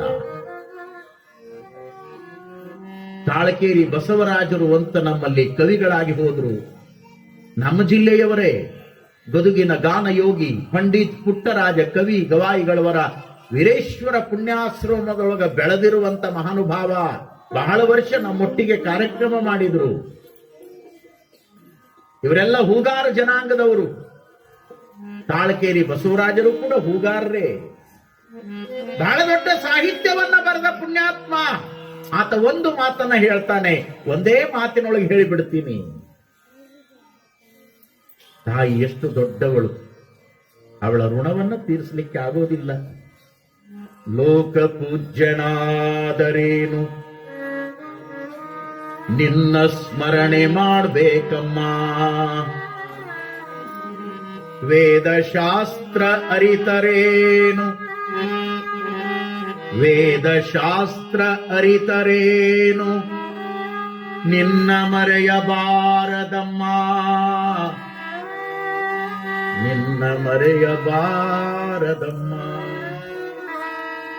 ಭೂಮಿಗಿಂತ ನಿನ್ನ ತೂಕ, ಭೂಮಿಗಿಂತ ನಿನ್ನ ತೂಕ ಹೆಚ್ಚು ನೋಡೆ ತಾಯಮ್ಮ, ಹೆಚ್ಚು ನೋಡೆ ತಾಯಮ್ಮ, ಹೆಚ್ಚು ನೋಡೆ ತಾಯಮ್ಮ, ಹೆಚ್ಚು ನೋಡೆ ತಾಯಮ್ಮ. ಲೋಕ ಪೂಜ್ಯನಾದರೇನು, ನಿನ್ನ ಸ್ಮರಣೆ ಮಾಡ್ಬೇಕಮ್ಮ. ಲೋಕ ಪೂಜ್ಯನಾದರೇನು, ನಿನ್ನ ಸ್ಮರಣೆ ಮಾಡ್ಬೇಕಮ್ಮ, ನಿನ್ನ ಸ್ಮರಣೆ ಮಾಡ್ಬೇಕಮ್ಮ. ಎಷ್ಟು ಚಲೋ ಮಾತುಗಳು. ಲೋಕ ಪೂಜ್ಯನೇ ಆಗಿರಬಹುದು, ನಿನ್ನನ್ನ ಜಗತ್ತೇ ಗೌರವಿಸ್ತಾ ಇರಬಹುದು, ನಿನ್ನನ್ನ ಪೂಜ್ಯ ಭಾವನೆಯಿಂದ ಕಾಣಬಹುದು. ಜಗತ್ತಿನ ಜನಗಳೆಲ್ಲ ನಿನ್ನ ಪಾದಕ್ಕೆ ಹಣೆ ಹಚ್ಚಿ ನಮಸ್ಕಾರ ಮಾಡ್ತಾ ಇರಬಹುದು. ಲೋಕ ಪೂಜ್ಯನಾದರೂ ಕೂಡ ತಾಯಿಯ ಸ್ಮರಣೆಯನ್ನ ಮರೀಬೇಡ ಅಂತ ಹೇಳ್ತಾನೆ. ಇವತ್ತಿಗೂ ನನ್ನ ಹೆತ್ತ ತಾಯಿ ನನ್ನ ಆಶ್ರಮದೊಳಗಿದ್ದಾಳೆ. 87 ವಯಸ್ಸಿನ ನನ್ನ ಹಡೆದವ್ವ ನಾವು ಯಾವುದೇ ಊರಿಗೆ ಪ್ರವಚನಕ್ಕೆ ಹೊರಡುವಾಗ ನಮ್ಮ ತಾಯಿಯ ಪಾದಕ್ಕೆ ಹಣೆ ಹಚ್ಚಿ ನಮಸ್ಕಾರ ಮಾಡಿ ನಾನು ಪ್ರವಚನಕ್ಕೆ ಬರ್ತೇನೆ. ಜಗತ್ತ ನನಗೆ ನಮಸ್ಕಾರ ಮಾಡ್ತಾ ಇರಬಹುದು, ಆದರೆ ನಾನು ಆದರ್ಶದ ತತ್ವವನ್ನ ಬದುಕಿನಲ್ಲಿ ಅಳವಡಿಸಿಕೊಂಡು ಬಾಳ್ತೇನೆ. ಬಹಳ ಪ್ರಾಕ್ಟಿಕಲ್ ಆಗಿ ನಾನು ಜೀವನವನ್ನ ಕಳೀತೇನೆ. ನನ್ನ ತಾಯಿಯ ಪಾದಕ್ಕೆ ಹಣೆ ಹಚ್ಚಿ ನಮಸ್ಕಾರ ಮಾಡಿದಾಗ ಅಪ್ಪ ಚಲೋ ಆಗಲಿ ಹೋಗಿ ಬಾ ಅಂತ ಹಡೆದ ತಾಯಿ ಏನು ಆಶೀರ್ವಾದ ಕೊಡ್ತಾಳೆ, ಆ ಆಶೀರ್ವಾದದೊಳಗೆ ಎಲ್ಲಾ ಶಕ್ತಿ ತುಂಬಿರ್ತದೆ, ಎಲ್ಲಾ ಶಕ್ತಿ ತುಂಬಿರ್ತದೆ. ಅದಕ್ಕಿಂತ ದೇವರನ್ನ ಎಲ್ಲಿ ಕಾಣೋರದಿರಿ ನೀವು ಜಗತ್ತಿನೊಳಗ. ಅವರ ಋಣ, ಅವರ ಉಪಕಾರ ಬಹಳ ದೊಡ್ಡದು. ಇವತ್ತಿನ ಯುವ ಜನಾಂಗಕ್ಕೆ ಈ ಮಾತುಗಳು ಅರ್ಥ ಆಗಬೇಕು. ಅಧ್ಯಾತ್ಮ ಅಂದ್ರೆ ಏನೇನೋ ಹೇಳ್ತಾರೆ ಅಂತ ಯುವಕರಾಗಿರುವಂತವರು ಇಂಥ ಪ್ರವಚನಗಳನ್ನು ಬಿಟ್ಟು ಎಲ್ಲೆಲ್ಲೋ ಕೂಡ್ತಾರಲ್ಲ, ಅಂತವರು ಪ್ರವಚನಗಳಿಗೆ ಬರಬೇಕು, ಅರಿವಿನ ಮಾತುಗಳನ್ನ ಕೇಳಬೇಕು. ಇವತ್ತಿನ ಸಮಾಜದಲ್ಲಿ ಇರುವಂತ ಬಹಳ ದೊಡ್ಡ ದುರಂತ ಅಂದ್ರೆ ಓದ್ತಾರೆ ಮಕ್ಕಳು, ಬೆಳಿತಾರೆ ಮಕ್ಕಳು, ದೊಡ್ಡವರಾಗ್ತಾರೆ ಮಕ್ಕಳು, ಆದರೆ ಹೆತ್ತವರ ಕಣ್ಣಿನಲ್ಲಿ ಸಾಯೋ ತನಕ ಕಣ್ಣೀರು ತರಿಸ್ತಾರಲ್ಲ, ಇದು ನೋವಿನ ಪ್ರಸಂಗ. ಬಹಳ ಕಡೆ ಇಂಥ ಘಟನೆಗಳನ್ನು ನಾವು ನೋಡುತ್ತೇವೆ. ಎಷ್ಟೋ ಮನೆಗಳಿಗೆ ಹೋದಾಗ ಹೆತ್ತವರು ನಮ್ಮಂತ ಗುರುಗಳ ಮುಂದೆ ಕಣ್ಣೀರಿಡ್ತಾರೆ. ಯಪ್ಪಾ ಭಗವಂತ ಎಲ್ಲಾ ಕೊಟ್ಟಾನ, ಸಿರಿ ಸಂಪತ್ತು ತುಂಬ್ಯಾದ, ಕೀರ್ತಿವಂತ ಮನೆತನ, ದಾನ ಧರ್ಮ ಪರೋಪಕಾರ ಏನೆಲ್ಲ ಮಾಡ್ತೀವಿ, ನಿಮ್ಮಂತವರು ಬಂದಾಗ ಪೂಜೆ ಪುನಸ್ಕಾರಗಳನ್ನ ಮಾಡಿಸ್ತೀವಿ. ಆದ್ರೆ ನಮ್ಮ ದೌರ್ಭಾಗ್ಯ ಮಾತು ಕೇಳದೆ ಇರುವಂತ ಮಕ್ಕಳು ಹುಟ್ಟ್ಯಾರಪ್ಪ. ಕಲಿಗಾಲದ ವಿಚಿತ್ರವಾಗಿರುವಂತ ವ್ಯವಸ್ಥೆ ಇದು. ಆಧ್ಯಾತ್ಮ, ಜೀವನ ದರ್ಶನ, ಪ್ರವಚನ ಇವು ಯಾತಕ್ಕಾಗಿ ಬೇಕು ಅಂದ್ರೆ ಜೀವನದೊಳಗ ಪರಿವರ್ತನೆಯನ್ನ ಹೊಂದಿ ಒಳ್ಳೆಯ ದಾರಿಯೊಳಗ ಸಾಗುವ ಸಲುವಾಗಿನೇ ಪ್ರವಚನಗಳು ಬೇಕೇ ವಿನಃ ಸುಮ್ಮನೆ ಟೈಮ್ ಪಾಸ್ ಮಾಡುವ ಸಲುವಾಗಿ ಪ್ರವಚನಗಳ ಅವಶ್ಯಕತೆ ಇಲ್ಲ. ಇದೊಂದು ನೈತಿಕ ಪಾಠಶಾಲೆ. ಇಲ್ಲಿ ಅರಿವಿನ ಮಾತುಗಳನ್ನೇ ಹೇಳಬೇಕು, ಇಲ್ಲಿ ಸಮಾಜವನ್ನ ತಿದ್ದುವಂತ ಮಾತುಗಳನ್ನೇ ಹೇಳಬೇಕು. ಅವ್ರು ಹಂಗ ಬದುಕಿದ್ರು, ಮಹಾತ್ಮರು ಹಿಂಗ ಬದುಕಿದ್ರು, ಅವ್ರ ಪುರಾಣ ಹಿಂಗಿತ್ತು, ಇವ್ರ ಪುರಾಣ ಹಂಗಿತ್ತು ಅನ್ನೋದ್ರೊಳಗಾಗಿನೇ ನಿನ್ನ ಬದುಕಿನ ಪುರಾಣ ಏನಾಗ್ಯದ ಇದನ್ನ ಮೊದಲು ನೋಡ್ಕೋ. ಅರಿವಿನ ಜೀವನವನ್ನ ಕಳಿ. ಇಂದಿನ ಸಮಾಜದ ಯುವಕರಲ್ಲಿ ನನ್ನ ಕಳಕಳಿಯ ವಿನಂತಿ, ಹೆತ್ತ ತಂದೆ ತಾಯಿಗಳನ್ನ ಪೂಜ್ಯ ಸ್ಥಾನದಲ್ಲಿಟ್ಟು ಗೌರವಿಸಿ. ಅವರು ಎಂದೂ ನಿಮಗೆ ಕೇಡನ್ನ ಮಾಡೋದಿಲ್ಲ. ಯಾವ ತಾಯಿಯೂ ಕೂಡ ಯಾವ ಮಗನಿಗೆ ಕೆಟ್ಟದ್ದನ್ನ ಬಯಸಿಲ್ಲ ಈ ಜಗತ್ತಿನೊಳಗ. ಒಂದು ವೇಳೆ ಬಯಸಿದರೆ ಅವಳು ತಾಯಿಯೇ ಅಲ್ಲ. ವಿಚಾರ ಮಾಡುವಂತ ಲೋಕ ಪೂಜ್ಯನಾದರೆ ನಿನ್ನ ಸ್ಮರಣೆ ಮಾಡಬೇಕಮ್ಮ. ವೇದ ಶಾಸ್ತ್ರ ಅರಿತರೇನು? ನೀನು ಮೆಡಿಕಲ್ ಓದಬಹುದು, ನೀನು ಇಂಜಿನಿಯರಿಂಗ್ ಓದಬಹುದು, ನೀನು ವಿದೇಶಕ್ಕೂ ಹೋಗಬಹುದು, ನೀನು ಲಕ್ಷಗಟ್ಟಲೆ ಸಂಬಳ ತಗೊಂಡು ಯಾವುದೋ ದೇಶದೊಳಗೆ ಜೀವನ ಮಾಡಬಹುದು. ಆದರೆ ಈ ಜೀವಗಳಿಗೆ ನೀನು ನೆಮ್ಮದಿಯನ್ನು ಕೊಡದೆ ಹೋದರೆ ನಿನ್ನ ₹1,00,000 ಧಿಕ್ಕಾರ ಇರಲಿ. ತಗೊಂಡು ಮಾಡೋದೇನು? ಯಾವ ತಾಯಿಯ ಮನಸ್ಸನ್ನ ನೀನು ನೋಯಿಸ್ತೀಯೋ, ಯಾವ ತಂದೆಗೆ ನೀನು ತೊಂದರೆಯನ್ನ ಕೊಡ್ತೀಯೋ, ನೀನು ಈ ಭೂಮಿಯ ಮೇಲೆ ಇದ್ದರೂ ಅಷ್ಟೇ, ಹೋದರೂ ಅಷ್ಟೇ. ಆ ತಾಯಿಯ ಋಣವನ್ನು ತೀರಿಸಲಿಕ್ಕೆ ಆಗೋದೇ ಇಲ್ಲ, ಯಾರಿಂದಲೂ ಆಗೋದಿಲ್ಲ. ಅದಕ್ಕಾಗಿನೇ ಎಲ್ಲ ಶಾಸ್ತ್ರಗಳಲ್ಲಿ ನಮ್ಮ ಋಷಿ ಮುನಿಗಳು ಆದಿ ಕಾಲದಲ್ಲಿ, ವೇದ ಕಾಲದಲ್ಲಿ, ಗುರುಕುಲದಲ್ಲಿ ಓದುವಂತ ವಿದ್ಯಾರ್ಥಿಗಳು ಅಭ್ಯಾಸ ಮಾಡಿ ಹೊರಡುವಾಗ ಒಂದು ಮಾತು ಹೇಳ್ತಿದ್ರು, ನೀವು ಓದಿದ್ದೆಲ್ಲ ಮರೆತರೂ ಅಡ್ಡಿಲ್ಲಪ್ಪ, ಎಲ್ಲ ಶಾಸ್ತ್ರ ಪುರಾಣಗಳನ್ನ ಮರೆತರೂ ಅಡ್ಡಿಲ್ಲ, ಅದರಿಂದ ಏನೂ ಪಾಪ ಆಗೋದಿಲ್ಲ. ಆದರೆ ಕೊನೆಗೆ ಹೇಳುವ ಈ 4 ಮಾತುಗಳನ್ನ ಮರಿಬೇಡಿ ಅಂತ ಹೇಳ್ತಿದ್ರು ಅವರು. ಈ ದೇಶದ ಪವಿತ್ರವಾಗಿರುವಂತ ನುಡಿಗಳು. ಮತ್ತೆ ಮತ್ತೆ ನಮ್ಮ ಮಕ್ಕಳಿಗೆ ಇಂಥ ಉಪದೇಶಗಳನ್ನ ಇವತ್ತಿನ ಕಾಲದಲ್ಲಿ ನಾವು ಕೊಡಲೇಬೇಕು.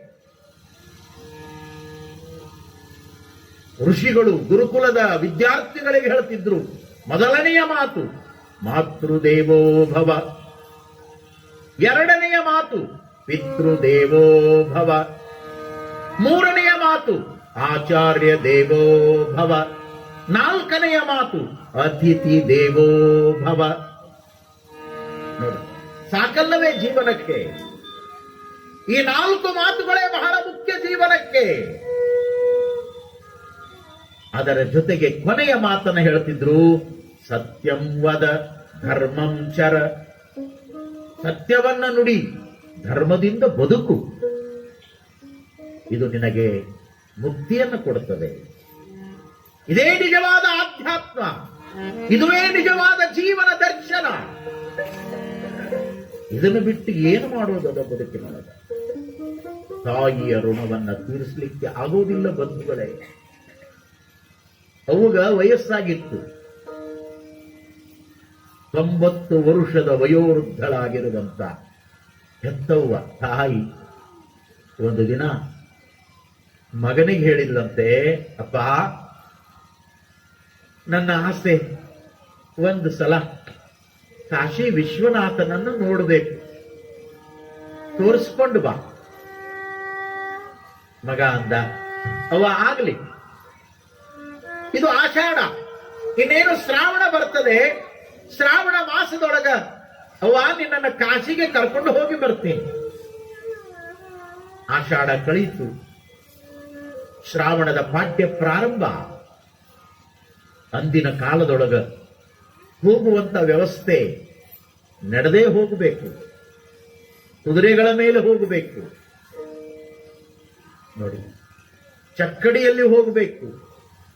ಅಂತ ಕಾಲದೊಳಗ ಮಗ ಹೆತ್ತವ್ವನನ್ನ ಶ್ರವಣ ಕುಮಾರನಂತೆ ಹೆಗಲ ಮೇಲೆ ಹೊತ್ಕೊಂಡು ಅವನ ಬಟ್ಟಿ ತನ್ನ ಬಟ್ಟಿ ಏನೇನು ಬೇಕಾಗಿತ್ತು ಒಂದು ಗಂಟು ಕಟ್ಕೊಂಡು ಈ ಕಡೆ ಹೆಗಲಿಗೆ ಗಂಟು ಹಾಕೊಂಡ, ಈ ಕಡೆ ಹೆಗಲ ಮೇಲೆ 90 ವರ್ಷದ ಹಣ್ಣಣ್ಣಾದ ಹೆತ್ತವ್ವ ಮುದುಕಿಯನ್ನ ಕೂಡಿಸ್ಕೊಂಡ ಹೊಂಟ ಕಾಶಿಗೆ. ನಿತ್ಯ ನಡಿಬೇಕು, ಹೋಗಬೇಕು. ಎಲ್ಲಿ ಹೊತ್ತು ಮುಳುಗ್ತಿತ್ತು ವಸ್ತಿ ಮಾಡಬೇಕು. ಇವ್ರನ್ನ ಒಂದಿಷ್ಟು ಕೇಳಿದ್ರೆ, ಅಯ್ಯೋ ಮುದುಕಿ ಅದ, ಮಗ ಅದಾನ, ಜನಗಳು ನೀಡ್ತಿದ್ರು, ಕೊಡ್ತಿದ್ರು. ಅದನ್ನ ಹುಡುಕೋತ ತಿನ್ಕೋತ ಅವನ್ನ ಕರ್ಕೊಂಡು ತಾನೂ ಒಂದಿಷ್ಟು ಬುತ್ತಿ ಕಟ್ಕೊಂಡು ಹೋಗಿದ್ದ. ಅಂತೂ ಇಂತೂ ಸಾಗಿ ಸಾಗಿ ಸಾಗಿ ತಿಂಗಳಾನಗಟ್ಲೆ ನಡೀತಾ ಕಾಶಿ ಮುಟ್ಟಿದ. ಅವ್ವನಿಗೆ ಬಹಳ ಆನಂದ. ನನ್ನ ಮಗ ಕಾಶಿವರೆಗೆ ನನ್ನನ್ನು ಕರ್ಕೊಂಡು ಬಂದಲ್ಲ. ಗಂಗೆಯೊಳಗ ಸ್ನಾನ ಮಾಡಿದ್ರು, ಕಾಶಿ ವಿಶ್ವನಾಥನ ದರ್ಶನಕ್ಕೆ ಬಂದ್ರು, ಕಾಯಿ ಕರ್ಪೂರವನ್ನ ಮಾಡಿಸಿಕೊಂಡು ಪೂಜೆ ಮಾಡಿ ಮಂಗಳಾರತಿಯನ್ನ ಮಾಡಿ ಅವರು ಕೊಟ್ಟ ಪ್ರಸಾದವನ್ನು ಇಸ್ಕೊಂಡು ದರ್ಶನ ಮಾಡಿ ಕೈ ಮುಗಿದು ಹೊರಗೆ ಬಂದ್ರು. ಆ ಮಂದಿರದ ಮುಂದಿನ ಕಟ್ಟೆಯ ಮೇಲೆ ಅವನನ್ನ ಹೇಗೆ ಕೂಡಿಸಿದ. ಹಣ್ಣಣ್ಣಾದ ಮುದುಕಿ, 90 ವರ್ಷದ ವಯೋವೃದ್ಧಳಾಗಿರುವಂತ ಹಡೆದವ್ವ ತಾಯಿ. ಅವ್ವ ಕಾಲುಗಳನ್ನು ಬಿಟ್ಟುಕೊಂಡು ಕಟ್ಟಿ ಮೇಲೆ ಕುಂತಾಳ. ಅವನ ಪಾದದ ಕೆಳಗ ಮಗ ಕುಂತಾನ. ಅವನ ಕೈಯೊಳಗ ಒಂದಿಷ್ಟು ಬಾಳೆಹಣ್ಣಿನ ಪ್ರಸಾದವನ್ನು ಕೊಟ್ಟ. ಅವ್ವ ಶಿವಶಿವ ವಿಶ್ವನಾಥ ಪರಮಾತ್ಮ ಅನ್ನುವಂತ ಸ್ಮರಣೆಯನ್ನು ಮಾಡಿ ಆ ಪ್ರಸಾದವನ್ನು ಬಾಯೊಳಗೆ ಹಾಕೊಂಡ್ಲು. ಅವನ ಪಾದದ ಕೆಳಗೆ ಕೂತಿರುವಂತ ಮಗ ಅಂದ, ಯವಾ ನಿನ್ನ ಮಗ ಅವನು ಋಣ ತೀರಿಸಿದ್ನಲ್ಲ ಅಂದ. ನಿನ್ನ ಮಗ ಅವನ ಋಣ ತೀರಿಸಿದ್ನಲ್ಲ. ಆವಾಗ ಹಡೆದವು ಅಂತಾಳ, ಹುಚ್ಚಪ್ಪ, ಹೆತ್ತ ತಾಯಿಯ ಋಣವನ್ನ ಈ ಜಗತ್ತಿನಲ್ಲಿ ಯಾರೂ ತೀರ್ಸಾಕ ಆಗೋದಿಲ್ಲೋ. ಯಾಕವ್ವ? ನಿನ್ನ ಆಸೆ ಈಡೇರಿಸೀನಿ, ನಿನ್ನನ್ನು ಹೊತ್ಕೊಂಡು ಬರ್ತೀನಿ, ಕಾಶಿ ತೋರಿಸೀನಿ, ವಿಶ್ವನಾಥನ ದರ್ಶನ ಮಾಡಿಸೀನಿ, ಮತ್ತ ಋಣ ತೀರಿಸಿದಂಗ ಆಗ್ಲಿಲ್ಲೇನು? ಇಲ್ಲ ಮಗನೇ, ಆಗ್ಲಿಲ್ಲ. ನೀನಲ್ಲ, ಈ ಜಗತ್ತಿನೊಳಗೆ ಯಾರೂ ಕೂಡ ತಾಯಿಯ ಋಣವನ್ನ ತೀರಿಸಲಿಕ್ಕೆ ಆಗೋದೇ ಇಲ್ಲ.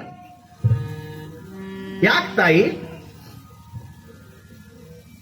ಆವಾಗ ಅವು ಹೇಳುತ್ತದ, ಹುಚ್ಚಪ್ಪ, ಶ್ರಾವಣ ಮಾಸದೊಳಗ ಒಂದು ತಿಂಗಳ ನನ್ನನ್ನ ಹೆಗಲ ಮೇಲೆ ಹೊತ್ಕೊಂಡು ಗಾಳಿಯೊಳಗ, ಮಳೆಯೊಳಗ, ಧೂಳದೊಳಗ, ಬಿಸಿಲೊಳಗ ಕರ್ಕೊಂಡು ಬಂದಿದಿ ಖರೆ. ಆದ್ರ ನಿನ್ನನ್ನ ಜಗತ್ತಿಗೆ ಕರ್ಕೊಂಡು ಬರುವ ಪೂರ್ವದೊಳಗ 9 ತಿಂಗಳ ನನ್ನ ಹೊಟ್ಟೆಯಾಗಿಟ್ಟುಕೊಂಡು ನಿನಗೆ ಗಾಳಿ ಬಡಿಲಾರ್ದಂಗ, ನಿನಗೆ ಬಿಸಿಲು ಬಡಿಲಾರ್ದಂಗ, ನಿನಗೆ ಮಳಿ ನೀರು ಬಡಿಲಾರ್ದಂಗ, ನಿನಗೇನು ತ್ರಾಸ ಆಗಲಾರ್ದಂಗ ನೋವನ್ನ ತಿಂದು ಬ್ಯಾನಿ ತಿಂದು ಹಡದಿನೋ ಅವನ ಋಣ ನೀಯೇನು ತೀರಿಸ್ತೀಯೋ ಹುಚ್ಚಪ್ಪ? 9 ತಿಂಗಳ, ಒಂದು ದಿನ ಅಲ್ಲ, ಬರೇ ತಿಂಗಳು ಹೊತ್ಕೊಂಡು ಬಂದೀದಿ. ಒಳ್ಳೆ ಹೋಗೋ ಮುಂದೆ ವಜ್ಜ ಆಗ್ತದ ಅಂತೀದಿ, ಬರೇ ತಿಂಗಳಕ್ಕ. ಅವ್ವ 9 ತಿಂಗಳ ಒಳಗ ಹೊತ್ಕೊಂಡದ, ಎಂದೂ ವಜ್ಜಾಗ್ಯದಂತ ಅಂದಿಲ್ಲ. ಸುಮ್ಮನೆ ಪ್ರಯೋಗ ಮಾಡಿ ನೋಡ್ರಿ ನೀವು. 1 kg ಕಲ್ಲು ಕಟ್ಕೊಂಡು ಸುಮ್ಮನೆ 1 ತಾಸು ಅಡ್ಡಾಡ್ರಿ. ತಿಂಗಳ ಅಲ್ಲ, 1 ತಾಸು. 1 kg ಕಟ್ಕೋರಿ, 2 kg ಬೇಡ. 9 ತಿಂಗಳು ಇಟ್ಕೋದಲ್ರಿ ಅವ್ವ. 10 kg, 8 kg, 7 kg, 6 kg ಅದು ಒಳಗ ಭಾರ. ಅದನ್ನು ಹೊತ್ತು ದಣಿವಿಲ್ಲದೆ ಎಷ್ಟು ಸಂಭ್ರಮ ಪಡ್ತಾಳ, ಎಷ್ಟು ಖುಷಿ ಪಡ್ತಾಳ. ಜಗತ್ತಿಗೆ ನನ್ನ ಮಗ ಬರ್ತಾನ, ಜಗತ್ತಿಗೆ ನನ್ನ ಮಗಳು ಬರ್ತಾಳ, ನಮ್ಮ ಮನೆಯನ್ನ ಬೆಳಗುವಂತ ನಂದಾದೀಪ ಬರ್ತದಂತ ಆನಂದ ಪಡುವಂತ ವಸ್ತು ಈ ಜಗತ್ತಿನೊಳಗೆ ಯಾವುದಾದ್ರೂ ಇದ್ರ ಅದು ಹಡೆದ ತಾಯಿ, ಹಡೆದ ತಾಯಿ, ಹಡೆದ ತಾಯಿ. ವಿಚಾರ ಮಾಡ್ರಿ, ವಿಚಾರ ಮಾಡಿ. ಯಾರೂ ತೀರ್ಸಕ್ಕಾಗಲ್ಲ. ಇಸ್ಲಾಂ ಧರ್ಮದ ಮಹಾನ್ ಪ್ರವಾದಿ ಮೊಹಮ್ಮದ್ ಪೈಗಂಬರ್ ಹೀರಾ ಅನ್ನುವಂತ ಗುಹೆಯಲ್ಲಿ ಅಲ್ಲಾಹನ ಅನುಸಂಧಾನವನ್ನ ಮಾಡಿ ಅಲ್ಲಾಹನ ಅನುಗ್ರಹದ ಅವತರಣಿಕೆಯ ಮಾತುಗಳನ್ನ ಪ್ರಸಾದವಾಗಿ ಪಡ್ಕೊಂಡು ನಿತ್ಯ ನಿತ್ಯ ನಿತ್ಯ ಆ ಅನುಭವದ ನುಡಿಗಳನ್ನ ಆಡಿದ್ರಲ್ಲ, ಆ ನುಡಿಗಳೇ ಇವತ್ತು ಕುರಾನ್ ಗ್ರಂಥ ಆಗ್ಯದ. ಆ ಕುರಾನದ ಮೊದಲನೆಯ ನುಡಿಯನ್ನ ಪ್ರಾರಂಭ ಮಾಡುವಾಗ, ಓ ಮಾನವರೇ, ಅಲ್ಲಿ ಓ ಮುಸಲ್ಮಾನರೇ ಅಂತ ಬರೆದಿಲ್ಲ. ಓ ಮಾನವರೇ, ನಿಮ್ಮನ್ನ ಒಂದು ಗಂಡು ಮತ್ತು ಒಂದು ಹೆಣ್ಣಿನ ಮೂಲಕ ಸೃಷ್ಟಿ ಮಾಡಲಾಗಿದೆ. ಅವನ ಆಜ್ಞೆಯನ್ನ ನೀವು ಪಾಲಿಸಬೇಕು. ಅವನ ಋಣವನ್ನ, ಅವನ ಇಬಾದತ್ತನ್ನ ನೀವು ಮುಟ್ಟಿಸಲೇಬೇಕು. ಕುರಾನ್ ಮೊದಲಿಗೆ ಹೇಳ್ತಾ ಹೋಗ್ತದೆ. ಅಂತಹ ಮಹಾಪ್ರವಾದಿಯಾಗಿರುವಂತ ಮೊಹಮ್ಮದ್ ಪೈಗಂಬರ್ ಅವರ ಬಳಿಗೆ ಒಬ್ಬ ಬಂದು ಕೇಳಿದಂತ, जन्नत कहां है, जन्नत कहां है, स्वर्ग ದೇವಲೋಕ ಜನ್ನತ್ ಕಹಾ ಹೈ, ಅದು ಎಲ್ಲಿ ಅದು ಅಂತ ಕೇಳಿದ್ನಂತ. ಪೈಗಂಬರ್ ಅವರು ಹೇಳ್ತಾರೆ, ಅರೆ ಬೇಟಾ, जन्नत वही है. कहां? मां के पांव के नीचे. ಅವ್ವನ ಪಾದದ ಕೆಳಗ ಸ್ವರ್ಗ ಅದ, ಅವ್ವನ ಪಾದದ ಕೆಳಗ ಜನ್ನತ್ ಅದ. ವಿಚಾರ ಮಾಡಿ. ಬಲ್ಲವರ ದಾರಿ ಇದು. ಕಾಸಿಗೆ ಹೋಗಾಕ ಏಸೊಂದು ದಿನ ಬೇಕ. ಗರತಿ ಹೇಳ್ತಾಳ, ಕಾಸಿಗೆ ಹೋಗಾಕ ಏಸೊಂದು ದಿನ ಬೇಕ. ಕಾಸಿ ಕುಂತಾಳ ಹಡೆದವ್ವ, ಅವ್ವನ ಪಾದದಲ್ಲಿ ಕಾಣೋ ಕೈಲಾಸ. ಎಷ್ಟು ದಿನ ಬೇಕು? ಕಾಸಿ ಕಾಸಿ ಕಾಸಿ ಕಾಸಿಗೆ ಹೋಗಾಕ ಎಷ್ಟೊಂದು ದಿನ ಬೇಕ? ಕಾಸಿ ಕುಂತಾಳ ಹಡೆದವು. ಕಾಸಿ, ಶ್ರೀಶೈಲ, ಕೇದಾರ ಏನೆಲ್ಲ ಕ್ಷೇತ್ರಗಳದಾವ, ಆ ಕ್ಷೇತ್ರದ ಪ್ರತಿರೂಪವಾಗಿನೇ ಜೀವಂತವಾಗಿರುವಂತ ಮಾತನಾಡುವ ದೇವರು ನಿನ್ನ ಮನೆಯೊಳಗ ಅವ್ವಾಗಿ ಕುಂತಿರುವಾಗ ಆಕೆಯ ಪಾದದೊಳಗೆ ಕೈಲಾಸವನ್ನ ಕಾಣುವಂತ ಹಳ್ಳಿ ಹೆಣ್ಮಗಳು ಹೇಳ್ಯಾಳ. ಅರ್ಥ ಮಾಡುವಂತ ಮಾತು ನೋಡಿ. ಅದಕ್ಕಾಗಿ ಮಾತೃ ತಾಯಿ ಅದು ಬಹಳ ದೊಡ್ಡ ವಸ್ತು. ಹೆತ್ತವ್ವ ಒಂದಾದ್ರೆ ಕೊನೆಗೆ ಈ ಬದುಕಿಗೆ ಮುಕ್ತಿಯನ್ನ ಕೊಟ್ಟು ನೋಡ್ರಿ ಎಷ್ಟು ಪ್ರಾಕ್ಟಿಕಲ್ ಅದ ಈ ಜೀವನ ಅಂದ್ರೆ. ಅವನ ಹೊಟ್ಯಾಗ 9 ತಿಂಗಳಿದ್ದು ಜಗತ್ತಿಗೆ ಬರ್ತೀವಿ. ಕೊನೆಗೆ ತೀರ್ಕೊಂಡ ಮೇಲೆ, ಐಕ್ಯರಾದ ಮೇಲೆ, ಸತ್ತ ಮೇಲೆ, ಬಯಲಿಗೆ ಬಯಲಾದ ಮೇಲೆ ಏನ್ ಮಾಡ್ತೀವಿ? ಕುಣಿ ಅಂತ ತೆಗಿತೀವಲ್ಲ, ಹಿಂಗ 6 ಮಳ, ಹಿಂಗ 3 ಮಳ ಮಾಡ್ತೀವಿ. 6 3 ಕೂಡಿಸಿದ್ರೆ ಎಷ್ಟಾಗತ್ರಿ? 9. ಇಲ್ಲಿ 9 ಇದ್ದ ಹೊರಗೆ ಬಂದಿರಿ, ಮುಂದೆ ಅವನ ಹೊಟ್ಯಾಗು 9 ಒಳಗ್ ಹೋಗ್ರಿ ಅಂತ 9 ಮಾಡ್ಯಾರ. ಈ ದೇಶದ ಸಂಸ್ಕೃತಿ, ಈ ದೇಶದ ಪರಂಪರೆ, ಇಂಥದ್ದನ್ನು ನೀವು ಯಾವ ದೇಶದೊಳಗೂ ಕಾಣಲಿಕ್ಕೆ ಸಾಧ್ಯ ಇಲ್ಲ, ಎಲ್ಲಿಯೂ ಕಾಣಲಿಕ್ಕೆ ಸಾಧ್ಯ ಇಲ್ಲ. ಅಂತ ಪರಮ ಪವಿತ್ರವಾಗಿರುವಂತ ಸ್ವರ್ಗದ ದೇಶ ನಮ್ಮ ದೇಶ. ಇದನ್ನ ಸ್ವಚ್ಛ ಭಾರತ್ ಅಂತ ಅವರಂತಾರ. ನಾವು ಇದೇ ಭೂಮಿ ಮ್ಯಾಗ ಹೊಲಸು ಮಾಡ್ಕೋತ ಕುಂತೀವಿ. ವಿಚಾರ ಮಾಡಬೇಕು. ನಾವು ಸ್ವಚ್ಛ ಆಗಬೇಕು, ನಾವು ಶುದ್ಧ ಆಗಬೇಕು. ಈ ಶುದ್ಧತ್ವವೇ ಶುದ್ಧ ಶಿವಾಚಾರ. ಇದರ ಅರಿವಿನ ಬೆಳಕೆ ಅದು ಆಧ್ಯಾತ್ಮ. ಇಲ್ಲಿ ತನು ಶುದ್ಧವಾಗಬೇಕು, ಮನ ಶುದ್ಧವಾಗಬೇಕು, ಇಲ್ಲಿ ಭಾವ ಶುದ್ಧವಾಗಬೇಕು, ನಿನ್ನ ನುಡಿ ಶುದ್ಧವಾಗಬೇಕು, ನಿನ್ನ ನಡೆ ಶುದ್ಧವಾಗಬೇಕು, ನಿನ್ನ ಅಂತರಂಗದ ಅರಿವು ಶುದ್ಧವಾಗಬೇಕು. ಅಂತ ಶುದ್ಧತೆಯ ಮಾರ್ಗಕ್ಕಾಗಿನೇ ಧೀರರಾಗಿರುವಂತ, ಕೊಡವಿಗೆ ಅಧಿಕರಾಗಿರುವಂತ ಕೊಡೇಕಲ್ಲದವರು ಅಶ್ವಾರೂಢರಾಗಿ ಗುರು ವಚನವನ್ನ ಖಡ್ಗದ ರೂಪದಲ್ಲಿ ನುಡಿದಾರ. ಯಾಕ? ಈ ಜಗತ್ತು ಉದ್ಧಾರ ಆಗಲಿ ಅನ್ನೋ ಸಲುವಾಗಿ. ಚರ್ಮ ಖಡ್ಗ ಜ್ಞಾನ, ನಾಲೆಜ್. Knowledge is power. ಅದು ಬಹಳ ದೊಡ್ಡ ಶಕ್ತಿ. ಅದು ನಾಲೆಜ್, ತಿಳುವಳಿಕೆ. ಇವತ್ತು ಏನೆಲ್ಲ ಸಮಸ್ಯೆಗಳು ಈ ನಾಡಿನೊಳಗೆ, ಸಮಾಜದೊಳಗೆ ಎದ್ದು ಕಾಣ್ತಾವೆ ಅಂದ್ರೆ ಅದಕ್ಕೆ ಮೂಲ ಕಾರಣ ತಿಳುವಳಿಕೆಯ ಕೊರತೆ, ಮತ್ತೇನು ಅಲ್ಲ. ಉಳಿದದ್ದು ಯಾವುದಕ್ಕೂ ನಮ್ಮಲ್ಲಿ ಕೊರತೆ ಇಲ್ಲ. ಬಹಳ ಆನಂದವಾಗಿದ್ದೀವಿ ನಾವು. ಒಂದು ಕಾಲ ಇತ್ತು, ಒಬ್ಬೊಬ್ಬರ ಮನೆಯೊಳಗೆ ಚಲೋ ಅಕ್ಕಿಯನ್ನು ಸಿಗ್ತಿರ್ಲಿಲ್ಲ. ನಾವು ಸಣ್ಣವರಿದ್ದಾಗ ಕಷ್ಟಪಟ್ಟಿದ್ದೇವೆ ಆ ಜೀವನವನ್ನ.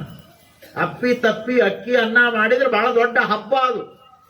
ದಿನಾಲೂ ಅಕ್ಕಿ ಅನ್ನ ಉಣ್ಣವರು ಯಾರೂ ಇದ್ದಿಲ್ಲ ನಮ್ಮ ನಾಡಿನೊಳಗ. ಒಂದಿಟ್ಟು ನೆವಣಿ ಅನ್ನ, ಉಳ್ಳಿ ಕಟ್ಟಿನ ಸಾರು ಸಿಕ್ಕರೆ ದೊಡ್ಡದಾಗಿತ್ತು. ಈಗೇನ್ರಿ ಅಕ್ಕಿ ಹೆಚ್ಚಾಗಿ ಸೋರ್ಯಾಡಿ ಹೊಂಟಾವ್. ಚೀಟಿ ತೋರಿಸಿ ತರೋದದ, ಹೋಟೆಲ್ಕ್ ಮಾರೋದದ. ಇವನ್ ಯಾರು ತಿನ್ಬೇಕ್ರಿ? ಸೋನಾ ಮಸೀರಿನ ತಿನ್ಬೇಕು. ಹಿಂಗ ಅನ್ನೋರು ಅದಾರಲ್ಲ. ನಾ ಬಹಳ ಪ್ರಾಕ್ಟಿಕಲ್ ವಿಷಯಗಳನ್ನು ಮಾತಾಡ್ತೀನಿ. ಸುಮ್ಮನೆ ಏನಾರು ಬರೆದಿಟ್ಟಿದ್ದು ಹೇಳಂಗಿಲ್ಲ. ನಿತ್ಯ ಸತ್ಯ ಆಧ್ಯಾತ್ಮಕ್ಕೆ ಅದು ಹೊಂದಾಣಿಕೆಯಾಗಿ ಜೀವನದ ನಿಜವಾದ ದರ್ಶನವನ್ನೇ ಮಾಡಿಸಬೇಕು. ಅದು ಏನೆಲ್ಲ ಹೆಚ್ಚಾಗ್ಯದ ನಮಗೆ. ಯಾವುದಕ್ಕೂ ಕಡಿಮೆ ಇಲ್ಲ. ಅನ್ನಕ್ಕೆ ಕಡಿಮೆ ಇಲ್ಲ, ಬಟ್ಟಿಗೆ ಕಡಿಮೆ ಇಲ್ಲ, ಬದುಕಿಗೆ ಕಡಿಮೆ ಇಲ್ಲ, ಉಡುತೊಡೋದಕ್ಕೆ ಕಡಿಮೆ ಇಲ್ಲ, ಶೃಂಗಾರಕ್ಕೆ ಕಡಿಮೆ ಇಲ್ಲ, ಸಿರಿವಂತಿಕೆಗೆ ಕಡಿಮೆ ಇಲ್ಲ. ಏನೆಲ್ಲ ಹೆಚ್ಚಾಗ್ಯದ ಹೆಚ್ಚಾಗ್ಯದ ಹೆಚ್ಚಾಗ್ಯದ. ಆದ್ರೆ ಯಾವುದು ಹೆಚ್ಚಾಗಬೇಕಾಗಿತ್ತು ಅದು ಕಡಿಮೆ ಆಗ್ಯದ. ಇದು ಹೆಚ್ಚಾತು, ಜನ ಹುಚ್ಚಾದರು. ಹೆಚ್ಚಾದಗಳು ಹುಚ್ಚತನ ಬರ್ತದಲ್ಲ, ಶುರು ಆಗ್ತದ. ಅಂತ ನಂಗ ಅದು ದಿಮಾಕ್ ಅಂತಾರ. ಅದಕ್ಕೆ ದಿಮಾಕ್. ನೀರಾವರಿ ಬಂದ ಮೇಲಂತೂ ಮತ್ತೊಂದಿಟ್ಟು ಹೆಚ್ಚಾತು. ಯಾಕಂದ್ರೆ ವರ್ಷಕ್ಕೆ 2 ಬರಾಕತ್ತಿದ್ವು ಬೆಳೆ. ರೊಕ್ಕನ ರೊಕ್ಕ. ಹೆಂಗ ರೊಕ್ಕ ಹೆಚ್ಚಾತು ಹಂಗ ಮೈಯಾಗ ಸೊಕ್ಕ ಹೆಚ್ಚಾತ. ರೊಕ್ಕ ಮೈಯಾಗ ಸೊಕ್ಕ, ಇದು ಬಿಟ್ರೆ ಏನೇನೂ ಇಲ್ಲ. ಸುಮ್ಮನೆ ನೋಡ್ರಿ ನೀವು ದಾರ್ಯಾಗ ರೋಡಿಗೆ ನಿಂತಿರ್ತಾವು, ಆರ್ನ ಕೊಡ್ರಿ ನೀವು ಹೊಂಟಿರಿ ಪಾಪ ಗಾಡ್ಯಾಗ. ಅದೇನು ಗಾಡಿ ಲಗಾಮಿಡುಗಳ ಗಪ್ಪನ ನಿಂದಿರುತ್ತೆ, ಬಹಳ ಸ್ಪೀಡ್ನಾಗ ಇರ್ತದ. ಏನು ಅವ್ರನ್ನ ಹಿಂಗ ತಿರುಗಿ ನೋಡೋದು ಅಂತಿರ್ತಾನ ನೀವು. ಹಂಗ ಏನು ಹುಟ್ಟ್ಯಾವ್ರಿ, ಏನ್ ನಡೆದದ್ರಿ ದುನಿಯಾದೊಳಗ, ಏನೇನ್ ನೋಡ್ಬೇಕಾಗದ ಈ ಜಗತ್ತಿನೊಳಗ. ಸಾಮಾನ್ಯ ಜ್ಞಾನ ಇಲ್ಲ, ತಿಳುವಳಿಕೆ ಇಲ್ಲ. ವಿದೇಶಗಳಿಗೆ ನಾನು ಹೋಗಿ ಬಂದೀನಿ, ಅಲ್ಲಿರುವ ಸಿಸ್ಟಮ್ ನೋಡಿದ್ರ ಎಷ್ಟು ಖುಷಿ ಅನಿಸ್ತದ. ಅವರಿಗೆ ಧರ್ಮ ಗೊತ್ತಿಲ್ಲ, ಶಾಸ್ತ್ರ ಗೊತ್ತಿಲ್ಲ, ಪುರಾಣ ಪ್ರವಚನಗಳು ಗೊತ್ತಿಲ್ಲ. ಯಾವಾಗಲೂ ವರ್ಷಕ್ಕೊಮ್ಮೆ ಒಂದೇನಾದ್ರೂ ಸೆಮಿನಾರ್ ಮಾಡಿದ್ರೆ ಬಹಳ ದೊಡ್ಡದು. ಇಲ್ಲಿ ಪುರಾಣ ಪ್ರವಚನಗಳು, ಮಠ ಮಂದಿರಗಳು, ಜ್ಞಾನಗಳು, ವೇದ ಆಗಮ ಪುರಾಣಗಳು, ಶಾಸ್ತ್ರಗಳು ಒಂದೇ ಎರಡೇ, ಚರ್ಚುಗಳು, ಮಸೀದಿಗಳು ಏನೆಲ್ಲ ಇದ್ದು ನಿತ್ಯ ಇದೆಲ್ಲ ನಡೆದ್ರು ಕೂಡ ನಮ್ಮ ಜನ ಸುಧಾರಣೆ ಆಗ್ತಾ ಇಲ್ಲ. ಇದು ದುರ್ದೈವ.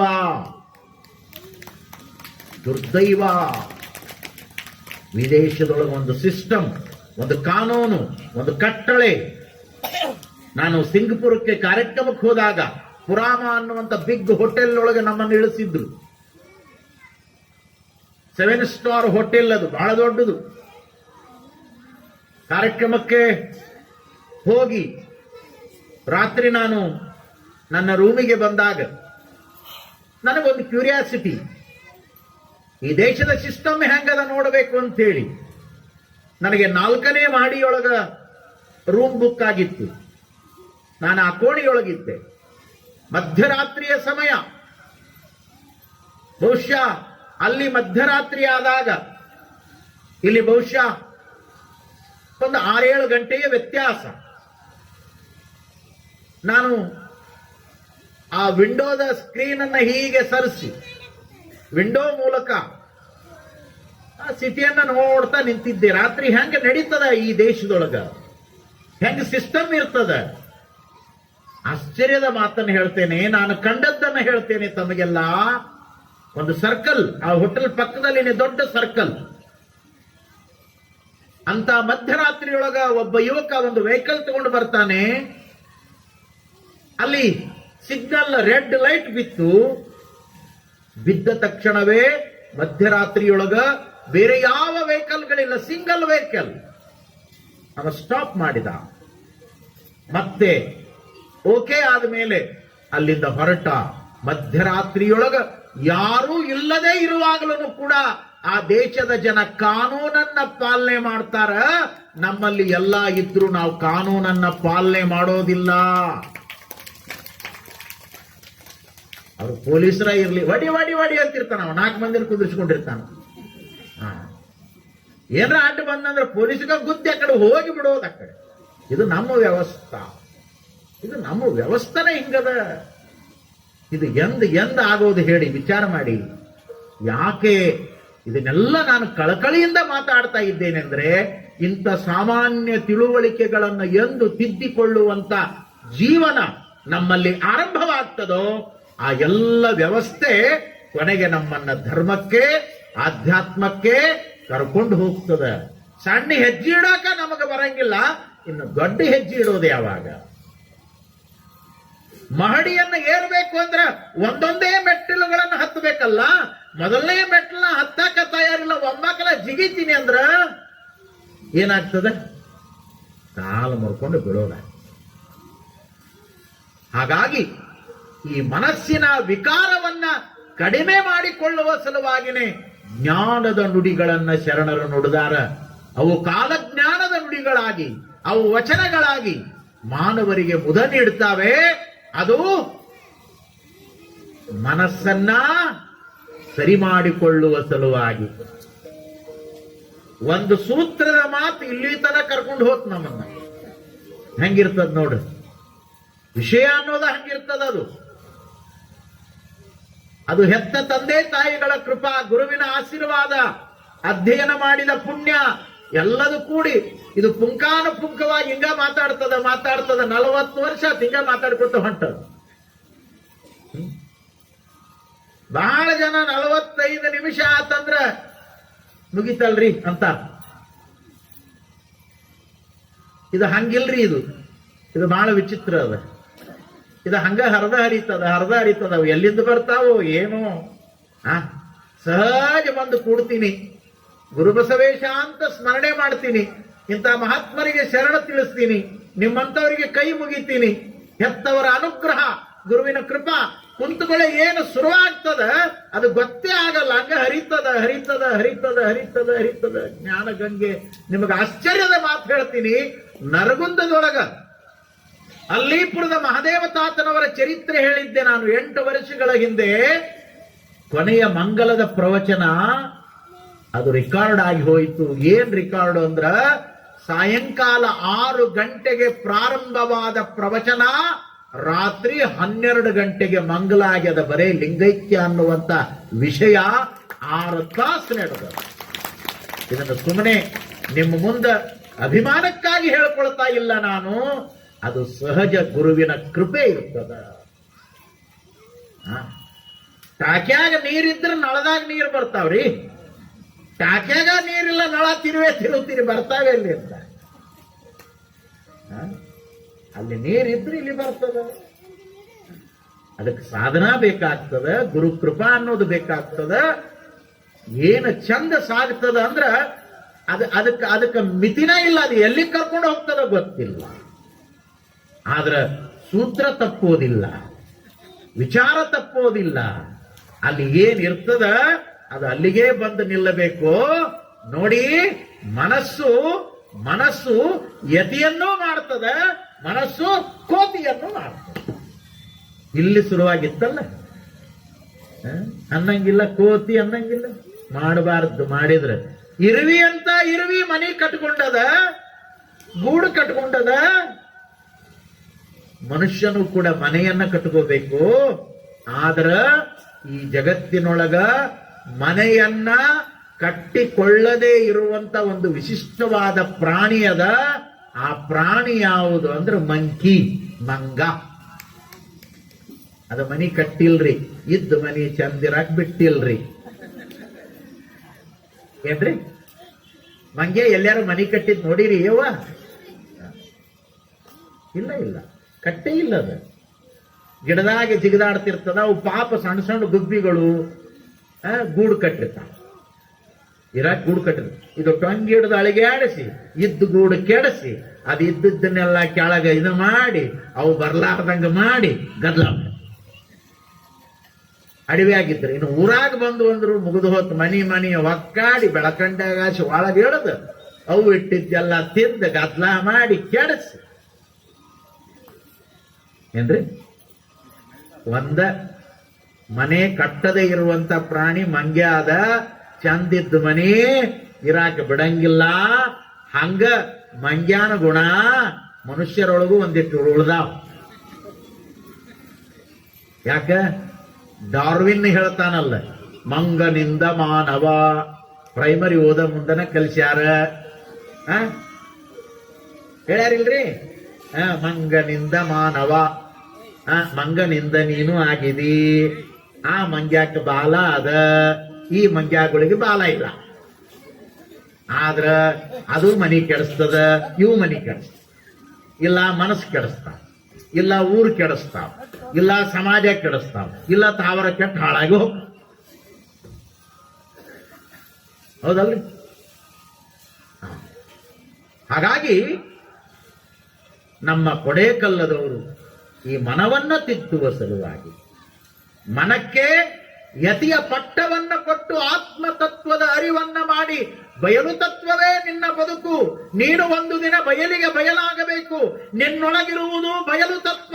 ಅಂತ ಬಯಲು ತತ್ವದ ಅರಿವಿನ ಆನಂದದಲ್ಲಿ ಪ್ರಾಣಲಿಂಗಿ ಸ್ಥಳದ ಅನುಸಂಧಾನವನ್ನ ಮಾಡಿ ನೀನು ಮುಕ್ತಾತ್ಮನಾಗು ಅನ್ನುವಂತ ಜೀವನ ದರ್ಶನದ ಅರಿವನ್ನ ಮಾಡಿಕೊಟ್ಟಾರ ಈ ನೆಲದ ಪುಣ್ಯ ಪುರುಷರು.